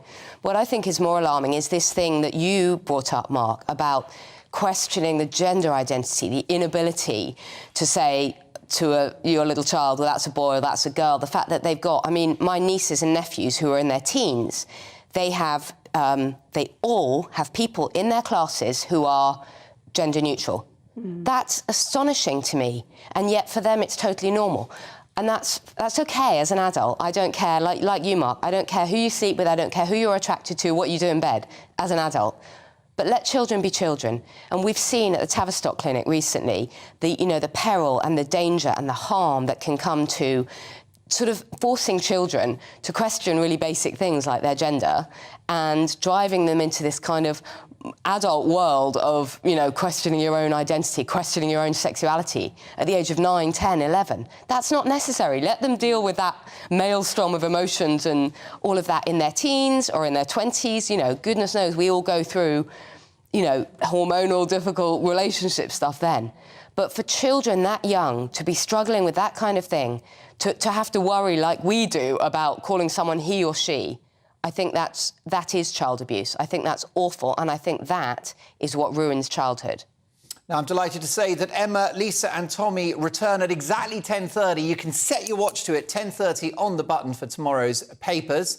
But coming up in the news agenda, millions of Brits are suffering from loneliness. How do we tackle it? And as Queen Camilla gets rid of her lady-in-waiting, is having a personal servant an anachronism and morally wrong? But next up, politics legend Sir John Wedgwood, live on the show. Don't go anywhere.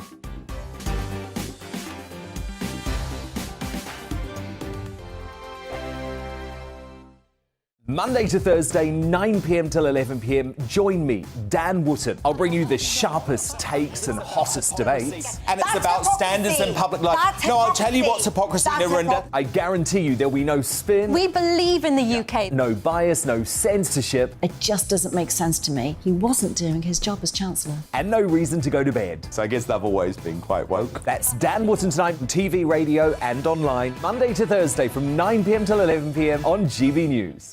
Every morning from 6 o'clock, we'll wake you up with GB News Breakfast with all the stories you didn't know from the night before. So whether it's serious news, entertainment, or your own views from all over our great nation, we're here to kick off your day with a smile. The national media should be reflecting and reporting what's happening here. You will notice the northwestern accents.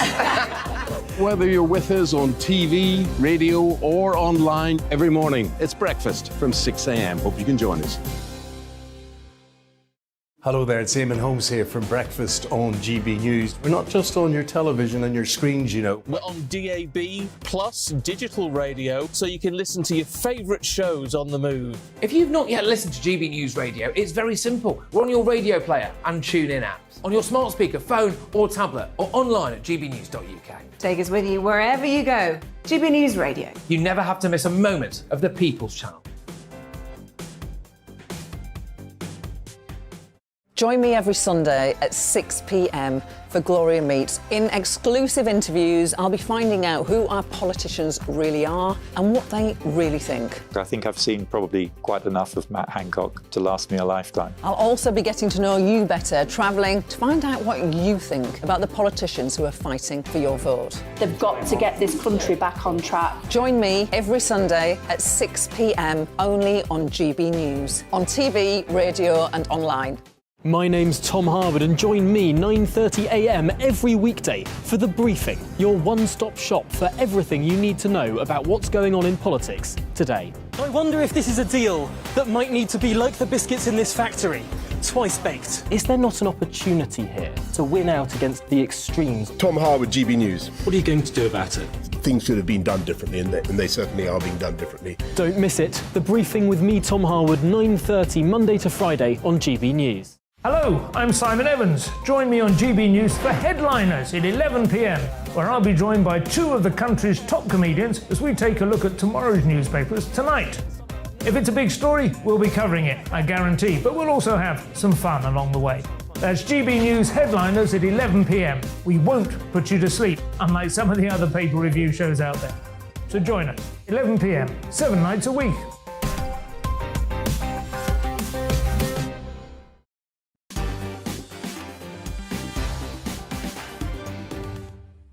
Don't forget, Mark Dolan tonight starts at 8 p.m. every Friday and Saturday now. And by the way, can I give a shout out to the wonderful Rhys Gunter, who's been working at GB News since almost the start, I think. And he's an incredibly talented guy, and he will certainly go on to bigger and better things. Love you loads, Rhys, and really good luck in the future. Do stay in touch, and if you don't, I will stalk you. It's time now for this.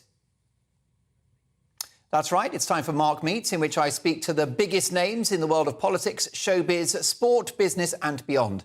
Tonight, one of the most experienced and high-profile politicians in the country, Sir John Redwood, who entered the House of Commons in 1987, a golden era of British politics and, of course, at the tail end of Margaret Thatcher's reign in power. He served as Secretary of State for Wales in John Major's government and sat in the shadow cabinet under both William Hague and Michael Howard. He's even had a couple of runs at becoming party leader. John has for decades carved out a reputation as a politician committed to economic liberalism, fiscal discipline, and he has, perhaps most notably, been a consistent long-term Eurosceptic. As one of the founding fathers of Brexit, he has achieved his goal with our departure. But what next for Britain as we move on from the pandemic and deal with significant economic challenges? And what next for Sir John himself? Sir John Redwood, the Conservative MP for Wokingham in Berkshire, joins me now. Good evening, Sir John. Good evening, Mark. Wonderful to have you on the programme. What made you enter politics, Sir John? You could have made a fortune in industry. Well, as a young man in Britain, the country was ailing, the economy was under the cosh of too much nationalisation, too much government interference, very high taxes.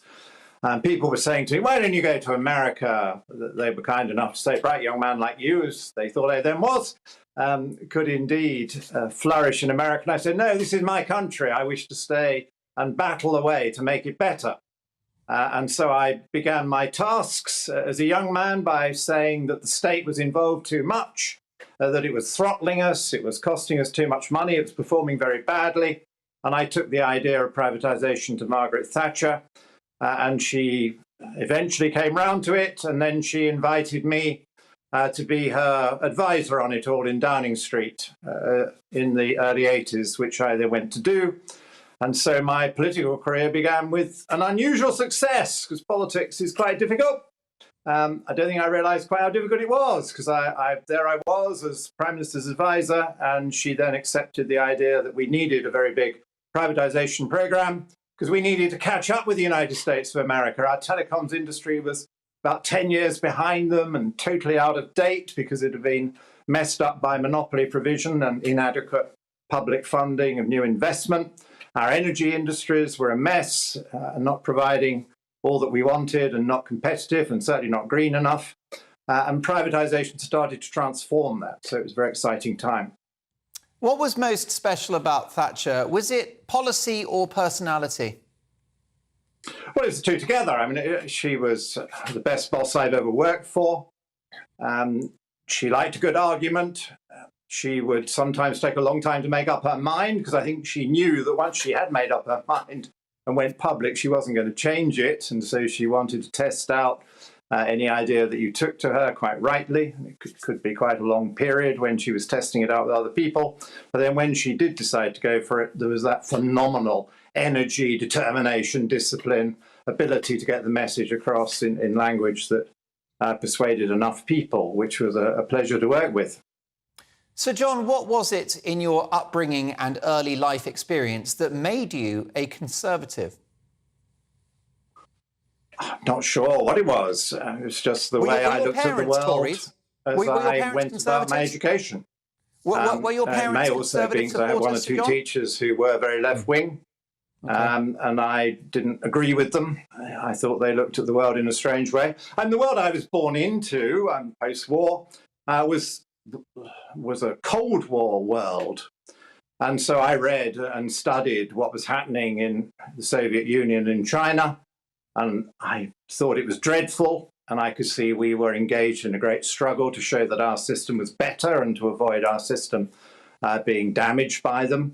The very beginning of the period when I was very young, there was the big standoff between the Soviet Union and America over the missiles going into Cuba, which reminded us just how dangerous the Cold War could be.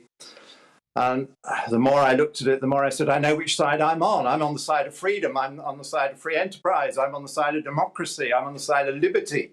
It makes people more prosperous. It's better for us. You can have your own views. You can try and settle your disagreements by arguments and votes rather than by something more brutal. So it was a no-brainer to me which side I was on. So then I thought, well, I better enter into this wholeheartedly in a good spirit. And that was why I then started writing and generating ideas that would advance the causes of free enterprise, democracy and freedom. You stood against John Major in the party leadership election in 1995. You famously won the support of the Sun newspaper, which ran the brilliant headline, Redwood versus Deadwood, referring to Major. Are you the Prime Minister that got away? Well, I was the Prime Minister they didn't want, wasn't I? I had two goes at being leader of the Conservative Party, once when we were still in office, but not really in power, and then once after we'd lost the election. My slogan in that first leadership election was no change, no chance. And unfortunately, it was extremely accurate. It turned out we had no chance with no change, because we went down to biggest ever defeat that we've witnessed as Conservatives in the post-war period. That was very predictable. Not enough of my colleagues believed me when I made that prediction, and so they carried on to defeat. Sir John, approximately 2 years ago, I had the privilege of you as a guest on my old radio show. This was early in the pandemic and people were worried about the economy. And you said to me, Mark, the policy should be go for growth. You have been judged to have been very right about that. That's not the policy of the current government, even though it is a Conservative government. I'm sure you were supportive of Liz Truss's plans, that mini budget, poorly executed, but the right policy. So very briefly, if you can, what would your proposed plan be for the economy, for the migrant crisis, and what is your appraisal of Rishi Sunak? Well, I think Rishi Sunak does have to make quite a lot of changes. We've only got 2 years and we need to offer something better. And yes, I think the rhetoric of Liz Truss was exactly right. We needed to go for growth. We needed lower taxes. She didn't accept my advice on the overall package. I didn't have quite such a generous tax-cutting package as she did. I didn't think we could necessarily afford the immediate income tax cut. I thought the energy package overall was a bit too generous, and I did have some public expenditure reductions to help balance it, and I wanted them to present the spending alongside the taxes with decent forecasts of borrowing. I think that would have been more rounded. I think they were going to get on to that, but they weren't allowed time by the speed with which the political attacks rained in on them. I think it's a great tragedy for our country. As well as for my party, because I think the general direction was the correct one. So I'm now urging Mr. Sunak and Mr. Hunt to recognise that you do need growth from here, that the economy is slowing too sharply, that the Bank of England has lurched from a irresponsibly inflationary policy in 2021 to a very tough monetary policy now, which will slow the economy a lot.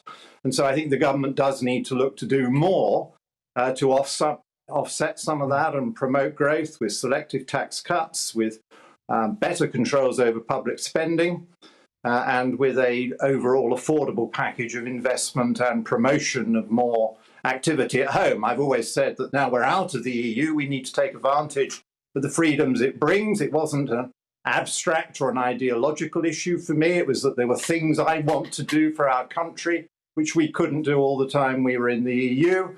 And we're being very slow about taking up the advantages that it can bring us. We should be growing more of our own food. We should be rebuilding our fishing industry. We should be developing our ports without the Ports Directive and with rather more free port encouragement. We should be creating our own energy markets again, because we became too import dependent, because we were going into a common energy policy, which, like all their common policies, meant that we imported too much.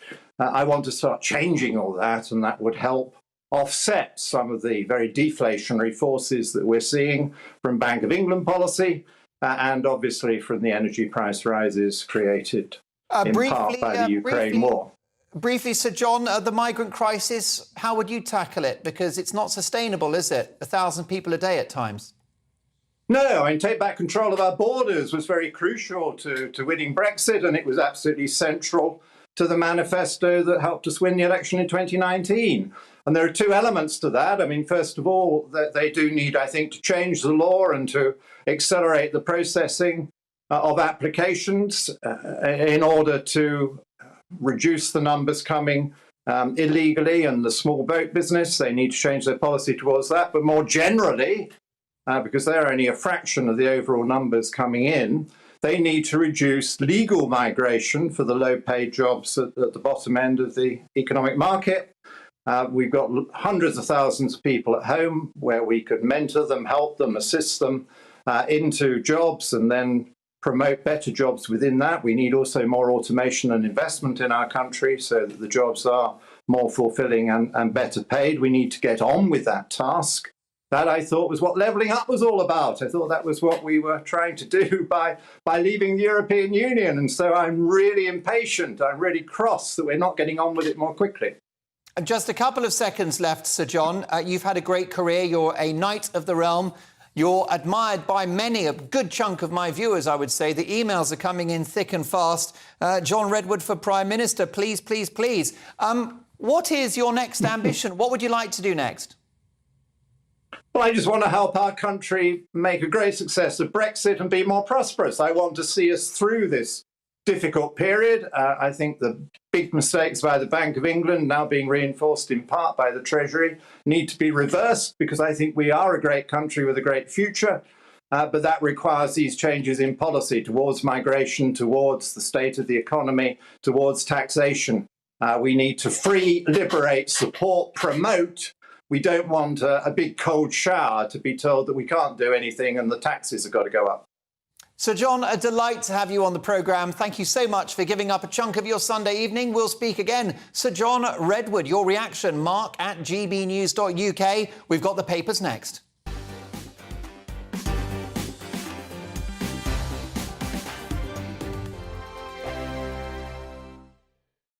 We are GB News, and we'd like to say thank you to each and every one of you for bringing us your conversations, for helping our great nation find its voice. We are here for you on radio, television, and online, across England, Scotland, Wales, and Northern Ireland. It's not the BBC, you actually get your facts right. We are proud to be GB News, the People's Channel, Britain's news channel.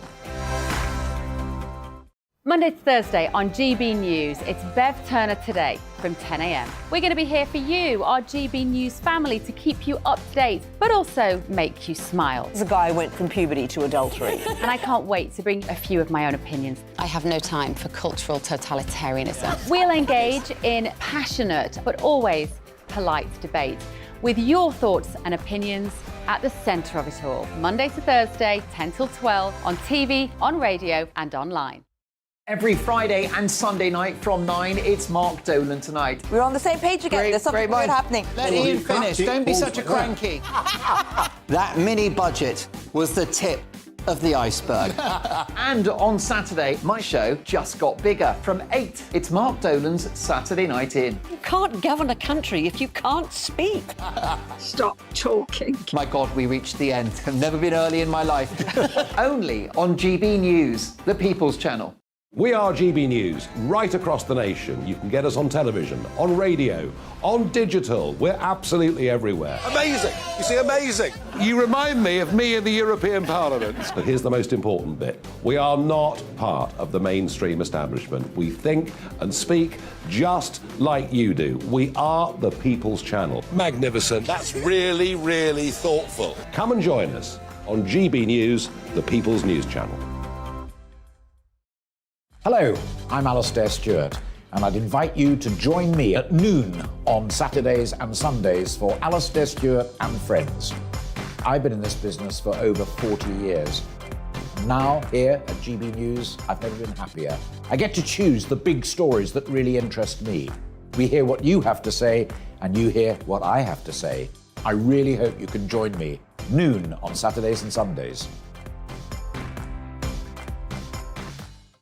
Hi there, it's Stephen and Anne. At breakfast from 6 a.m, you'll always be caught up with everything you need to know, the latest headlines, opinions and debates. We'll bring you the good news and the bad, but most of all, we're here for you. Remember, send in your views and let us know what you would like us to talk about. That's because we're your news channel. And every morning at 6 a.m, it's breakfast on GB News.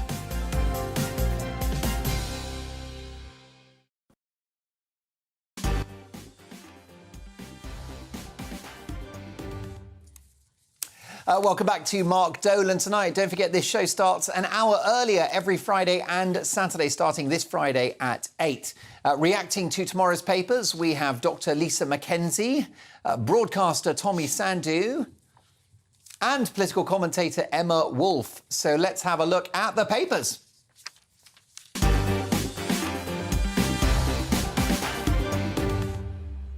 OK, Cliff, where shall we start? Shall we have a look at the Telegraph? Yep, OK, here we go. The Telegraph lead with the following. Chinese protesters call for President Xi to resign. Beijing facing unprecedented disobedience as anti-lockdown demonstrations spread.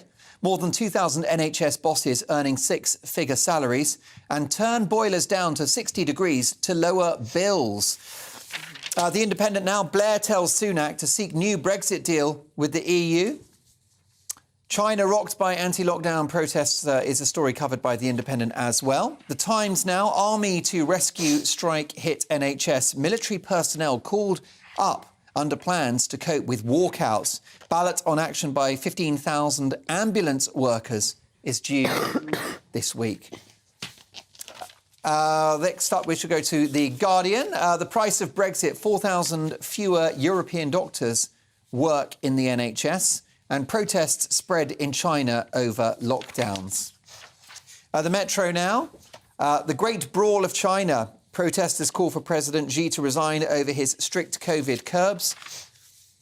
We've got the newspaper. Sunak losing control as Tory rebellions grow. PM is due to make a string of crunch decisions on energy, housing, policing and transport. He's considering a U-turn on his promise to ban onshore wind amid a growing backbench rebellion. The Financial Times, China rocked by protests as anger spreads over zero COVID lockdowns. We'll get to a couple of the other papers as well. The Express and the Mail are coming, but let's get reaction now from my panel to all of those big stories. And it's all kicking off in China, Emma Wolfe. China rocked by anti-lockdown protests, showing this regime, I think, at its very worst. I heard one particular story of a housing development in which the doors were locked from the outside to stop the virus spreading. 9 people killed in a fire. Oh, it's horrific. And, you know, you saw that tower block that we saw on the news there. Yes. I'm glad this China story is spreading because, you know, their zero COVID lockdown policy. Yeah. Absolutely it's a scandal. Which, to a degree, has been promoted in this country in some quarters. Yes, it was for 2 years, and it was just absolutely... I mean, now we see the country is on its knees. No, I mean, this is an abuse of human rights on a scale, you know, even for China, which really takes some beating.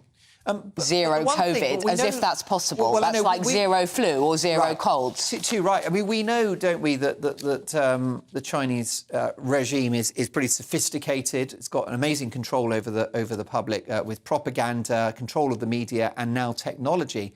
What I didn't think is that the Chinese state was stupid. Where does this zero COVID policy come from? Because it makes no sense. It literally makes no sense. You tell me. I don't know where it comes from. Yeah. What do you think about this, Lisa? I've been thinking this for a long time. Where does it come from? Why would a country that is sort of priding itself on its economic growth and its export all over the world, why is it going for this, where they're locking people in, they're not letting people go to work, they're not letting people go to school? I actually can't, unless this is about sort of further domination of power, because that's how power works, doesn't it? And fear of contagion as well. There's a very, masks have been worn by a lot of Chinese people over here in this country for years. Yeah. And it's something that used to astonish the rest of us. And they do wear them in the street and, just in general, they wear them all the time. Sometimes it's for pollution, but sometimes, for example, in Japan, it's also a courtesy if you've got a cold and you're on the bus. I find that a difficult one, that thing about it's a courtesy, because that puts someone like me who believes in freedom and people not wearing masks, and that also masks are a bit pointless, and also that they're an abuse of children and all of those things. It's a courtesy to others. Right. Yeah, I mean, so I can't breathe free, clean air now. I'm the wrong person to ask. I've never had strong views on masks. But Tommy Sandu, the China, I mean, it's a tyrannical regime that tortures its own people, that has concentration camps for Uyghur Muslims. But they've also, on this one, they've really lost the plot. They have. But what doesn't help, as I'm looking at the Daily Telegraph, is Beijing facing unprecedented disobedience. The fact that they're calling people that are probably struggling for air in every respect, in the social respect, in the actual physical, practical sense. We were saying about the effects that these people must have been through months of serious lockdown. And I remember even seeing videos, going around the WhatsApp groups of India as well, and the police going around with sticks and hitting people to say, get back in your houses, you shouldn't be walking around on the street. These videos were rife all throughout lockdown, and we were you felt this kind of, whoa, what's going across the world? What's the right thing to do? But the fact they're calling it disobedience, these people are protesting because they're trying to live. Trying to leave their homes. They're trying to leave their homes. They are so courageous, Lisa McKenzie, because they will be captured by CCTV footage. They've got, of course, the digital identity, which means they can be tracked, they can have their bank account closed, they can be imprisoned in a kangaroo court. So those who are speaking out are truly heroic. They are, and I think we were just saying earlier how depressing everything is at the moment. It is quite depressing. And we did say, actually, that this story was... It wasn't as depressing, because what we're seeing here is that people are sort of telling the world that they don't agree with this as well, because we didn't know, did we? For 2 years, we've not known what Chinese people, what they've actually thought. And actually now we can see that they're not going along with this. This is something that's being imposed. So I think that this is, I'm not saying it's good news, but it's important. It's important news. And I'm glad it's on the front pages. We watch what's happening in Iran and what women are doing for their freedom, and can only pray that regime falls. Well, the same goes to the people of China. I think, again, when we talk about bravery, when I saw the Iranian football team not singing their national anthem, I just sat there and thought, that is brave. That is brave, because we know what they're going back to. Yeah, it's very easy for Harry Kane to wear a £500,000 rainbow Rolex watch, isn't it? Yes. No disrespect, but what the Iranian players have done, as you say, possibly risked punishment on their return. I think that kind of puts us to shame, actually, in how we are putting up with things, actually. What do you mean by that? I think, I'm looking at this, turn boilers down to 60 degrees. Yeah, story in a Telegraph. The way that now, rather than saying to people, this is not right, what's happening to us is not right. Austerity Mark 2 is not right. We should be speaking against that. There's all sorts of strategies coming out. And the policy of lockdowns was not right. No, it wasn't right. And it wasn't right, and it's proved not to be right now. And instead of... And that's why I think, actually, it's showing us up for our lack of courage. How interesting. It's a fair point. And there's more. I was going to say there's more proof to come. You say we're being proved now that lockdowns weren't healthy. You can see the effects of it. You can see the effects on society, the way in which we're mixing with each other, our own ability to mix with other people, on the education system, on kids. I've heard it said about how kids are affected in schools, their learning, their interaction. The fallout is real, and the fallout is ongoing. Yeah, too right. Emma, how would you and your family feel about turning the boiler down to 60 degrees to lower bills and, as Jeremy Hunt put it, to defeat Russia in the war against Ukraine? I agree with Lisa on this. I think that what we are putting up with, I'm not talking specifically about, I don't know what temperature the boiler is set at. I'm not good By the way, with you're wearing a central heating and things scarf like that. indoors. Is it a bit nippy in here for you? No. OK, so in here, let me just tell the viewers, the AC is currently not functioning and we are all really hot. But I was cold all day and I was like, oh, it's like and it's quite Turkish warm. sauna. It's really hot, isn't it? Sandy's going to start stripping off. We are all going to start stripping. From the waist down, there's nothing at all. That's what I've heard. Yeah, no, I think it's a scandal that we are putting up with this stuff, that we are, not us putting up with this stuff, we're fine with it. I'm talking about old people. I'm talking about the fact that we know there are old people cold in their homes who cannot turn on the heat, who cannot go to the supermarket anymore and do their shopping, who are going to die. And that is a copper-bottomed scandal. Lots more papers to get through. We'll see you in 2. Don't go anywhere.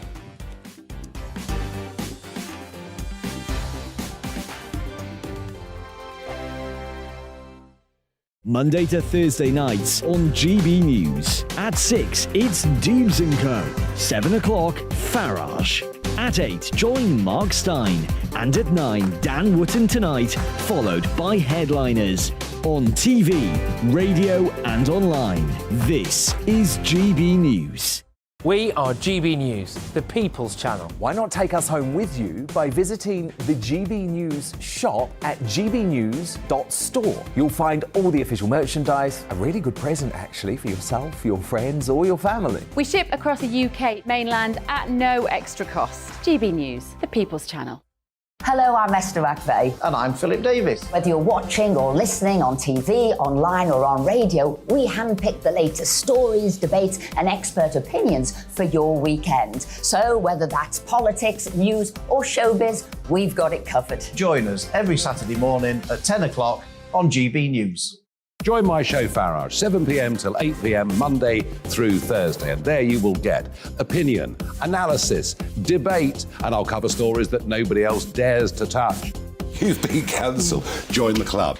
Oh, my goodness me. And then for the last 15 minutes, talking pints. We're over a drink. We have a civilised conversation with someone. We very often disagree, but we do it in a grown-up way. Come and join me on Farage. Hello, I'm Michelle Dewberry and you can join me every weekday 6 till 7 on Dubes & Kerr. Me and my panel will get stuck right into the day's events and I can tell you, in fact, I can warn you, expect some robust debates, some strong opinions and perspectives from both sides of the fence. It's about you at home as well. I love to read out all of your comments, or at least as many as I can. So join me, Michelle Dewberry, Monday to Friday, 6 till 7 on Dubes & Kerr. Hello there, it's Eamon Holmes here from Breakfast on GB News. We're not just on your television and your screens, you know. We're on DAB plus digital radio, so you can listen to your favourite shows on the move. If you've not yet listened to GB News Radio, it's very simple. We're on your radio player and TuneIn apps, on your smart speaker, phone or tablet, or online at gbnews.uk. Take us with you wherever you go. GB News Radio. You never have to miss a moment of the People's Channel. I'm Mark White. As GB News Home and Security Editor, I cover those key issues that are so important to you. Our authorities, our communities doing all they can to combat violent crime. With the public services under unbearable strain, why are we still failing to control our borders? Defence, the first priority of any government, has been continually hollowed out. Can we trust our politicians to protect the armed forces? Join me, Mark White, on GB News.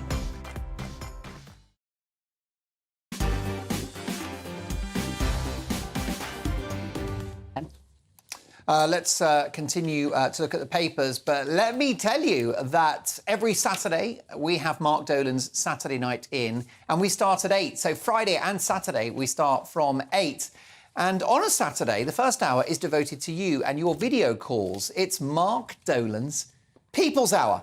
And there you go, there's some footage of last night's show with our amazing guests.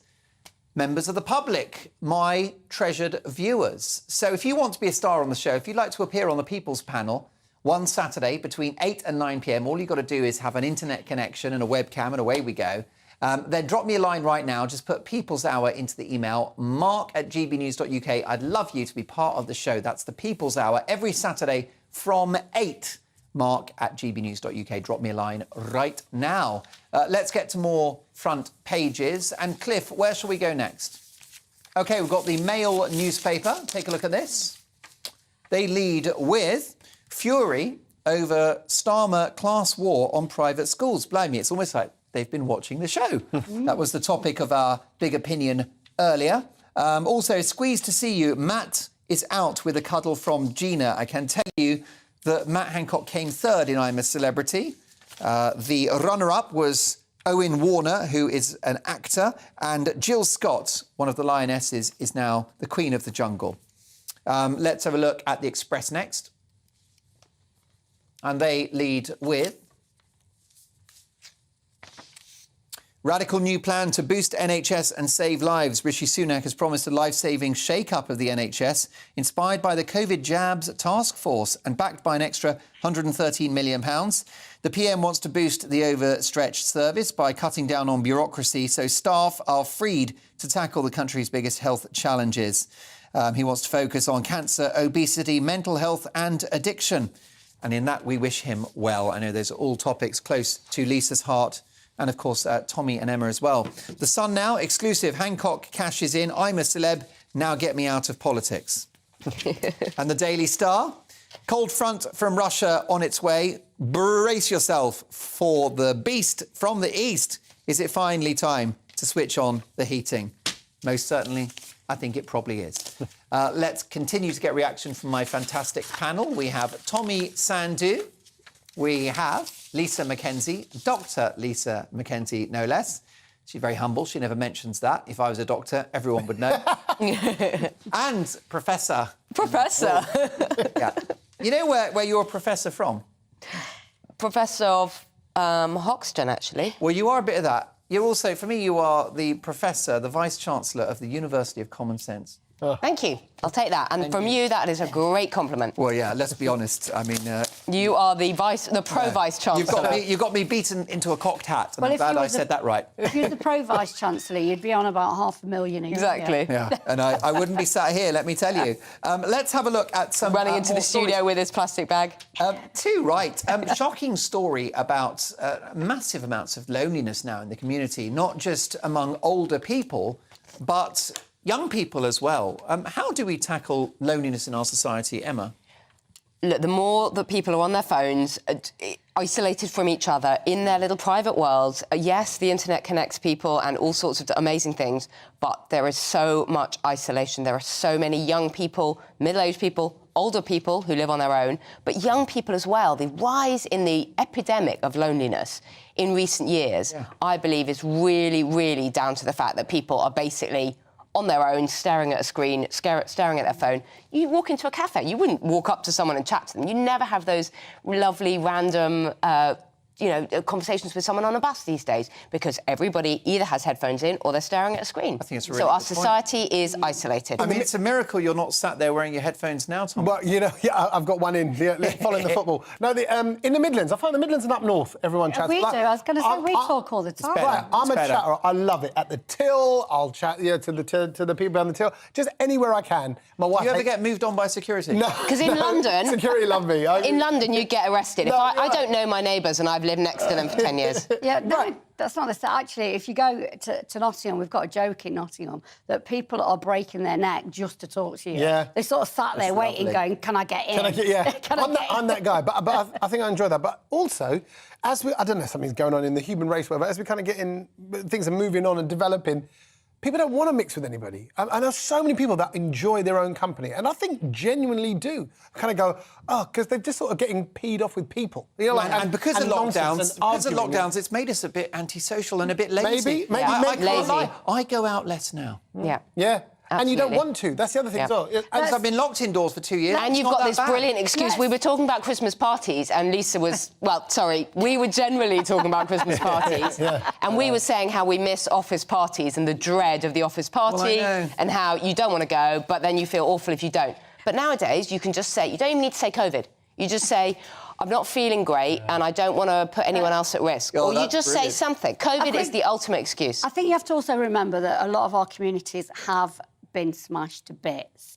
Things like The places where people used to work have gone. Yeah. Public Shore transport. start centres. Yeah, public transport. Cafes, has pubs, you gone. can't afford to go and get a shops coffee in have a pub. Closed. Yeah, The amount right. of sort of attack communities have been under. A quick as well. one. Queen Camilla has got rid of her lady-in-waiting. Is the idea of a personal servant old-fashioned? Is it immoral, Lisa? I'll be quick. I think Queen Camilla is old-fashioned and immoral. Just the idea of the That's monarchy. it. Yeah. But don't you think this is a kind of move to modernisation? No, I mean, just Can I get a cup of chai? Cup of chai? Sorry, Mark. Good luck with that. Yeah. You're at GB News, my friend. You'll definitely have to get your own, sadly. It's all right. I don't mind. And I'll make my own tea, being Indian, of Indian origin. So the things are changing. Is it a bit backwards? Oh, come on. It's great having a bit of service around. If I was her, I'd lap it Would up. you accept a lady-in-waiting? She's replaced her lady-in-waiting with, like, 6 of her busy mates who are going to go to parties with That's her. not bad, And they're going to get their travel expenses paid. So, I don't know, it's not exactly the most modern thing you've ever heard of, like, just 6 of your best mates being appointed. Nice work if you can get it. The founder of Apple hated having cleaners at home, so he made a deal with his wife. They can be there, but just not when I'm home. I don't want cleaners in the house, but there you go. Listen, thank you so much to my brilliant panel. Most importantly, for you, for your company. We're back on Friday at the earlier time of 8 o'clock. Headliners is next.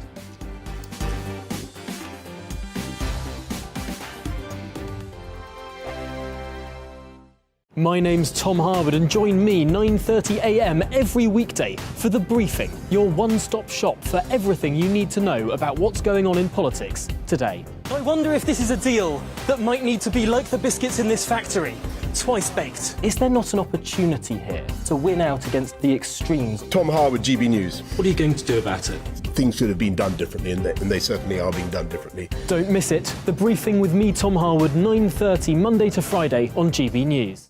I'm Mark Dolan. Join me at 11 on GB News for Headliners, in which I'll be joined by 2 of the UK's top comedians discussing tomorrow's papers. If it's an important story, we'll cover it, but we'll have some fun along the way. Headliners, the late-night paper review that won't send you to sleep like the others will. 7 nights a week at 11 p.m. on GB News.